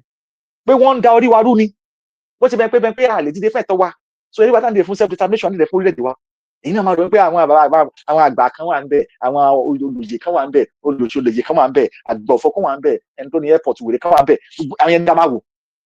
Ẹ má dira o, ẹ má gbéra o, ẹ má dira fara yín, kẹ máa wá àwọn wèrè wọrí ògbà. Òbúla wèrè yẹn, ìyẹn náà máa wò. Nígbà tá a mọ àwọn kan tẹ́lẹ̀ pé ilé yóò tẹ̀lé ka script ẹ̀yọ̀ kan lásán, tí ò mọ̀ nípa policy, àwọn náà fẹ́ yàn tán ló fẹ́ di president fún wọn. Nísìnyí wọ́n ti bẹ̀bẹ̀ fún security nsìn, ó wá kún fún ní security lókè òkun kó wá máa ṣe security níbi kó wá máa dọ́ sẹ́nu gate rádaràda. Àsọ̀gbà ìgbé kílélé yìí mọ̀ ló fẹ́ kà, wọ́n ní pé à ń bu jealousy ẹ̀ ní jealousy ta ni, nítorí ká kò mọ tó pèrè policy. Ẹ pé akúrí everybody gbé president akúrí wọbẹ̀, ọmọọṣẹ́ akúrí, ọmọọ̀dọ̀ akúrí, àgbèrè akúrí, ọba akúrí, akúrí everybody, àwọn ló dé máa control everybody. Game tí wọ́n ní pé káwọn target resources yín, káwọn kò sí kankan tó bọ́dá kó tó ń gbogbo ọmọ ẹ̀ṣẹ̀ pẹ̀lú regional system lórí burúkú yìí, kò sí kankan tó bọ́ta kó bá yín sọ nípa gold yín, kó bá yín sọ nípa mineral resources yín, kó sọ pé bẹ́ẹ̀ tó tẹ máa jẹ́ ń bẹ̀, kò sí ọkàn ọkàn pé ẹ máa ní free education, ẹ máa ní màmá yìí ló ń bá yín sọ nípa àwọn minerals yín, gold yín, gbogbo nǹkan ní yín tó wà lábẹ́lẹ̀ epo yín pátápátá wọ́n bá yín sọ, wọn ò fi bò, but àwọn wèrè yìí ẹnu bẹ́ẹ̀ ní gold ni, gbàtẹ́ pé wọ́n ti sọ orí everybody di idiot, ẹ̀kẹ́ ìbòdì mọ̀ nǹkan mọ́, wọn kò yé wọ́n sì pé wọ́n máa ń back fiat paper pẹ̀lú nǹkan kan ni, owó ẹ̀ wọ́n máa back ẹ̀, American ṣe petrodollar, nísìnyí wọ́n ti ń fi sí AI investment, wọ́n ti invest almost 15 billions sí ṣe Colorado ní wọ́n invest in America, wọ́n fẹ́ ṣe AI, wọ́n fẹ́ ṣe dollar wọn fi sí Nàìjíríà bẹ́ẹ̀ kò ní backup kankan, kò ní kankan tó back àwọn wèrè yẹn ò tẹ̀ bẹ̀rẹ̀ wọn pé what is our money backup, kí ló wá fi kí ló di owó wa lọ́wọ́ mú, kí ló di lẹ́yìn mú, wọn kò kó pépà jọ ní àmọ́ lówó mo ní billions mo ní pépà ló kó jọ bí wọ́n ti downgrade orí ọ̀pọ̀lọpọ̀ orí mi ti darí ẹ̀rú ó gbọ́dọ̀ wá back pẹ̀lú nǹkan ṣé kí ni Gaddafi fẹ́ ṣe ẹni ìbáni wọn tó máa jẹnu àwọn àwọn Gaddafi mọ́ pààyà kí ló fẹ́ ṣe, kí ló mọ̀ ní sápá currency fẹ́ ṣe, kí ló fẹ́ back ẹ̀, kí ló fẹ́ back currency pẹ̀lú epo àbí pẹ̀lú gold. Àwọn tó wà sàn fara wọn ní gold lọ, wọn ní gbogbo ẹ̀ lọ, wọn kó gbogbo ẹ̀ lọ, wọn ń da orí gbogbo yín, wọn mú àwọn kìnìún kan sọ wọn di illiterate, àwọn ajímàrì àbí ajámàrì ni wọ́n máa ń pè wọ́n káàkiri àwọn tó máa ń pọ̀. So woman jẹ́ kó yẹ wá sí pé oúnjẹ wa wọ́n mọ̀ mention pé kóúnjẹ má wà healthy ká lè máa síìkì, tẹ́ bá dẹ̀ ti ń síìkì ibo lẹ máa lọ ẹ lọ sí hospital tí Bill Gates ṣe fún yín, àwọn náà ló ní Pepsi, àwọn náà ní gbogbo ẹ̀, àwọn kan tí wọ́n understand nípa pharmaceutical recyclement. So tí n bá fún ẹ lóúnjẹ tó máa jẹ́ kó má, tí n bá dá ilé-iṣẹ́ ìwòsàn sílẹ̀, báwo mo ṣe fẹ́ lówó, tí n bá dá ẹ̀wọ̀n sílẹ̀, báwo mo ṣe fẹ́ ní business fẹ́ wọ̀n, tí mo dẹ̀ máa sanwó ilẹ̀, mo máa sanwó rent, máa san gbogbo ẹ̀, báwo mo ṣe fẹ́ lérò tó máa ṣẹ́wọ̀n. Simple. Dá àwọn ọlọ́pàá lórí burúkú síta pé wọ́n wà racist padà wọn síta, dá oògùn olóró síta kọ́ múra wọn pa, àtàwọn tó lọ club lálálẹ́ party kan jà kan fọ́ra wọn lórí kókó wọn, bí mo ṣe máa ní interest lórí ẹ̀wọ̀n nìyẹn, màá lè káwọn èèyàn sẹ́wọ̀n. So àwọn private person ó lè lẹ́wọ̀n, ó lè ní prison kó máa ṣe prison, kò yé wa. Hospital ńkọ́ nílẹ̀ Yorùbá àwọn èèyàn fi bẹ́ẹ̀ lọ sí hospital because bó tiẹ̀ wà ń bẹ̀ because a ní ti ìbílẹ̀ tá a fi tọ́jú ara wa. So tá a bá tọ́jú ara wa ń sìn wọn bá lá máa lògùn, so ẹni tí bá ṣe owó ń sìn kò lè sówó kò lè sí èrè lórí ẹ̀, kí làwọn pharmaceutical wọ́n ti rò pé business lélẹ̀ tá a bá dé lórí ilẹ̀ àwọn Yorùbá yẹn, báwo la ṣe máa jẹ́ kó máa hospital, ẹ jẹ́ ká máa fún àwọn lógùn tó yẹ àwọn oúnjẹ tẹ́ pé jẹ́ kó máa sick, tó bá dẹ̀ ti ń sick wọ́n dẹ̀ máa hospital, wọ́n dẹ̀ hospital á dẹ̀ máa tògùn tiwa, ṣé kò yé yín ni. ṣe ẹ̀ gẹ́ẹ̀tì ẹ̀ ni nǹkan táwọn èèyàn ti figure out long táwọn èèyàn ti dùn síta already a máa ṣàlàyé fáwọn kan ọ̀dẹ̀ ẹ fẹ́ lọ dókítà ní pé ká wá gba abẹ́rẹ́ kan dókítà ní ká wá gbòògùn kan bẹ́ẹ̀ ṣe máa wọ́n kàkà kan heal yín wọ́n kàn máa treat yín ni wọ́n máa treat yín ni wọ́n máa lọ wọ́n máa gbòògùn wọ́n náà máa dùn wọ́n máa gbóríṣiríṣi ògùn jẹ wọ́n máa kó jẹ wọ́n á gbà kan lọ́wọ́ ẹ̀ fún ẹnìkan wọ́n á gbà kan lọ́wọ́ ẹ̀ fún ẹnìkan because àwọn gbọ́dọ̀ make owó pẹ̀lú business wọn ṣe so ẹni tó rí ẹdí ẹni tó gbélé ní Amẹ́ríkà tí bí gate gbé wá fún yín tó bá dé hospital bẹ̀ ó ti wá tó wá gbójú wá fún yín ó ti understand ni nígbà tẹ́ bá ń jẹ gbójú ẹ̀mú yẹn àti pẹ́sà ìdìbò tẹ́ ń jẹ káàkiri yẹn ẹ̀yẹ́ padà hospital wa máa ṣe bàtẹ́ bá ṣe tán tí gbogbo wa ti ń kan wọn àwa bẹ̀rẹ̀ sí wa máa yọ̀ fún yín àmà yọ̀ dọ́ yín àti àṣẹ organ harvesting ẹ ṣàgbọ́ tí China sọ pẹ̀lú Russia nígbà yẹn àti North Korea tó ń sọ́mọ̀ ẹ̀ pé organ harvesting is next ẹ ṣàgbọ́ tí China Russia Putin Xi Jinping àti Shanshon ti North Korea tí microphone pick kan tó ń sọ nípa body harvesting organ harvesting bó lè bọ́ tí ń rí wọ́n mà ní báǹkì fún kò yẹ yín á ti yẹ everybody à ń ṣàlàyé fáwọn èèyàn kan wo ọ̀nà tó máa fi pín yín yálàjàlá ẹ wá ní àwọn ọba kan lè ń ṣe ọba wèrè kan lè ń ṣe ẹ gbọ́ láyé ẹ̀ tó gbọ́ lọ́run ẹ tí ní kankan látàdá bá everybody á ṣàlàyé fún yín ẹ fẹ́ gbọ́ àwọn ọmọ yín ṣàlàyé nǹkan fún yín ẹ fẹ́ gbọ́ pé ìparun lẹ́ ń lọ ìparun ẹ̀yin ọba yẹn jókòó síbẹ̀ ẹ̀yin rò bí ẹ máa kọ́ ọmọ lọ sókè òkun ẹ máa bọ̀ ẹ ń kó wọn sí grande machine wọn bá yín lọ yẹn wọn bá wọn lọ wọn dáadáa wọn á lọ àwọn ọmọ yẹn dáadáa ẹ tí ní kankan ẹ rò bí ẹ ní escape rules kan ẹ mọ̀ sí pé géèmù tó wà nílẹ̀ yìí ẹ̀yin gan ní nǹkan kan tẹ́lẹ̀ ọkàn fi wọ́n kàn ń lò yín ni bàtà wọn lò yín tán wọn á padà bá yín wọn á padà bá bẹ́yìn tẹ́ bá mọ ẹ́ńdìn bí tẹ́ ń lọ ní ayé yín ẹ̀ tí mọ̀ bí tẹ́ ń lọ Ọlọ́run fún akọ lọ́lọ́gùn láti mọ àwọn òbí kankan ní àwọn ọmọ gbogbo ẹ̀ o ṣùgbọ́n wọn bàtà Ọlọ́run fún wa yẹn à ń sọ fún àwọn ọmọládé ẹ gbọ́ràn sí màmá ìlẹ́nu màmá yìí ti ṣe kìlọ̀ fún àwọn ọmọládé tó lásìkò bá tó láti pè é pé jáde kẹ́ bọ́tà kẹ́ jáde òun lóbìnrin sọ́ọ̀sìn gbogbo àwọn Nestle tẹ́ ẹ rà gbogbo àwọn milk tẹ́ ẹ rà gbogbo jẹjẹrẹ ẹ ṣí milk ẹ ní kéde kan máa nú ẹ ilé kan ò dánú ẹ àwọn poison ẹ tí ì mọ̀ kankan poison máa pọ̀ rẹpẹtẹ gan àbí kò yá àwọn adé but àwọn gbọdọ̀ náà wà against company àwọn African food system tó fi tó stop right to dump of cargo ẹ lọ wá iléeṣẹ́ tó ń pè ní cargo ẹ lọ wá àwọn onílàjì gbé ẹ wá o so ẹ tẹ mọ research ṣe àwọn àfà ẹ lọ wá àwọn iṣẹ́ tó ń pè ní cargo kẹ́ mọ bọ́n ṣe kọ policy oúnjẹ yín so láti bá ń blame àwọn kan tẹ bá rí Tinubu tó ń polówó àgbàdo cassava tó ń polówó ẹ̀ kò ń ṣe mistake kò mọ́tìn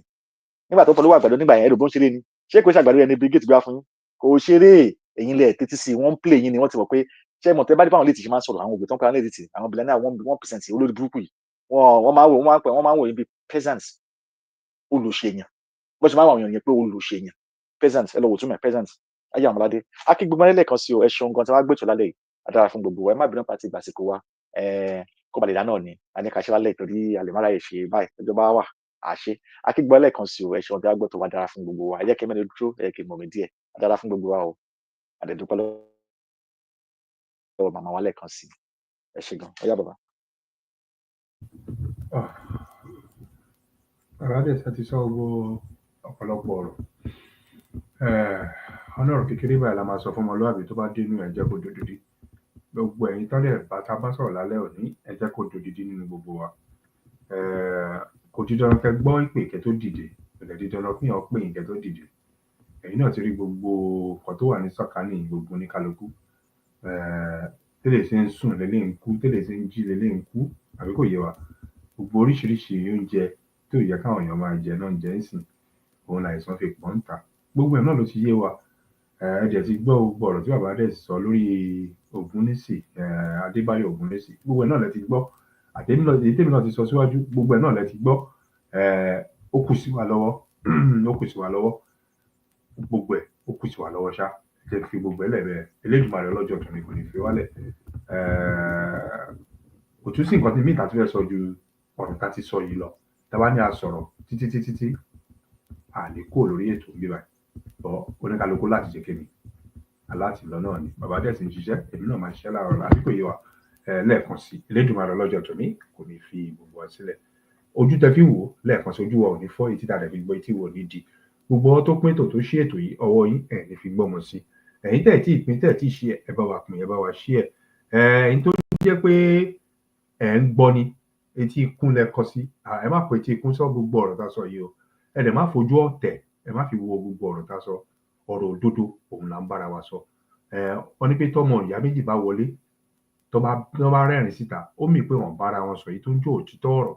bọ́ tọ́mọ ìyá méjì bá wọlé tó bá bára wọn sọ òtítọ́ ọ̀rọ̀ ẹ rí pé ìkan á fojú ro ìkan á bínú òdodo ọ̀rọ̀ ó máa ń dàbí ọ̀rọ̀ àṣírí nígbà míì. Òdodo ọ̀rọ̀ lẹ ti gbọ́ lálẹ́ òní, Elédùmarè kò ní fi wálẹ̀. Òdodo ọ̀rọ̀ yìí náà òun làwa ó máa sọ. Òdodo ọ̀rọ̀ yìí kan náà òun lẹ̀yin ó máa gbọ́. Ọlọ́run á wà pẹ̀lú gbogbo wa. Ẹ ṣé gan. Bọ̀ ká tó máa lọ, mo mọ̀ bí àwa dẹ̀ sì ní nǹkan míì láti sọ ká tó ṣe pé ká tó máa dágbére fúnra wa. Irọ́ akí gbogbo wa sọ lórí ètò pápátá. Akí ìyàwó Esther Abeke, Yéwándé Àjàyí, the Queen, mo kí n bẹ Esther Abeke Johnson, the truth set you free. Gbogbo wa pátápátá la kí ìyàwó Yéwándé Àjàyí arí ń bẹ. Láyéwọlá Ọdúnwẹ̀mímọ́ arí ń bẹ, ẹ káàbọ̀ ẹ kú kalẹ̀. Gbogbo wa pátápátá la kí ẹ wá bínú orúkọ ti pọ̀ tó ti lọ sókè. Globe News arí ń bẹ. Lọ́lá Awósànyí arí náà ń bẹ o, ẹ kúṣẹ́ ẹ kú kalẹ̀. Ìyá bàbá wa Olúọláwòye bàbá wa ìkúṣẹ́, àwọn sọ̀rọ̀sọ̀rọ̀ wa náà nìyẹn. Tóyìn Ṣọpẹ́jú àkìyí náà ń bẹ. Ìyá wa Bọ́sẹ̀dé K àkìyí ń bẹ. Màmá wa Dayọ̀ Ògúnlẹ́yẹ akẹ́yìn náà ń bẹ o. Bàbá Ṣófòwálé àkìyí náà ń bẹ. Ẹ kúṣẹ́ ẹ kú dúró tì, adára fún gbogbo wa. Tó àwọn bá tarí lálẹ́ láti sọ fún wa nìyẹn. Ẹ jẹ́ kí gbogbo àtọ́ba tó bá ṣe ń darapọ̀ jẹ́ ká tú ètò yìí gbọ́. Ẹ jẹ́ ká tú àwọn òbí tó bá ń ṣe kókó fún wa ká gbọ́. Tó yà táwọn kankan bá ti ń ṣẹlẹ̀ síwájú, àmọ́ pa ti mọ̀ sẹ́yìn àbí kò yé wa òun la fi ń sọ síwájú torí nǹkan tó máa ṣe nìyẹn. Tó má dẹ̀ máa gbé gbàbọ̀ míì ìyàtọ̀ ò lè pọ̀ nínú ẹ̀ àbí kò yé wa. Akí gbogbo lẹ́lẹ́kan sí o. Àdúpẹ́ lọ́wọ́ gbogbo àwọn IYP DRY lágbélé Dùmarè ọdún yìí ni kò lè yẹ. Ẹ jẹ́ ká máa múra sílẹ̀ o. Ká máa wo ohun tá a fẹ́ ṣe fún wa o. Ó ṣe pàtàkì, ó ṣe kókó. Kò sí bẹ̀rù o lágbélé Dùmarè. Kẹ́ni kankan má gbé bẹ̀rù wá fún wa. Gbogbo wa ìpàdé wa máa dìpàdé ayọ̀ lágbélé Dùmarè. Akí wa ò látọ̀dọ̀ wa ń bí ànódàrọ̀ ẹ ṣé.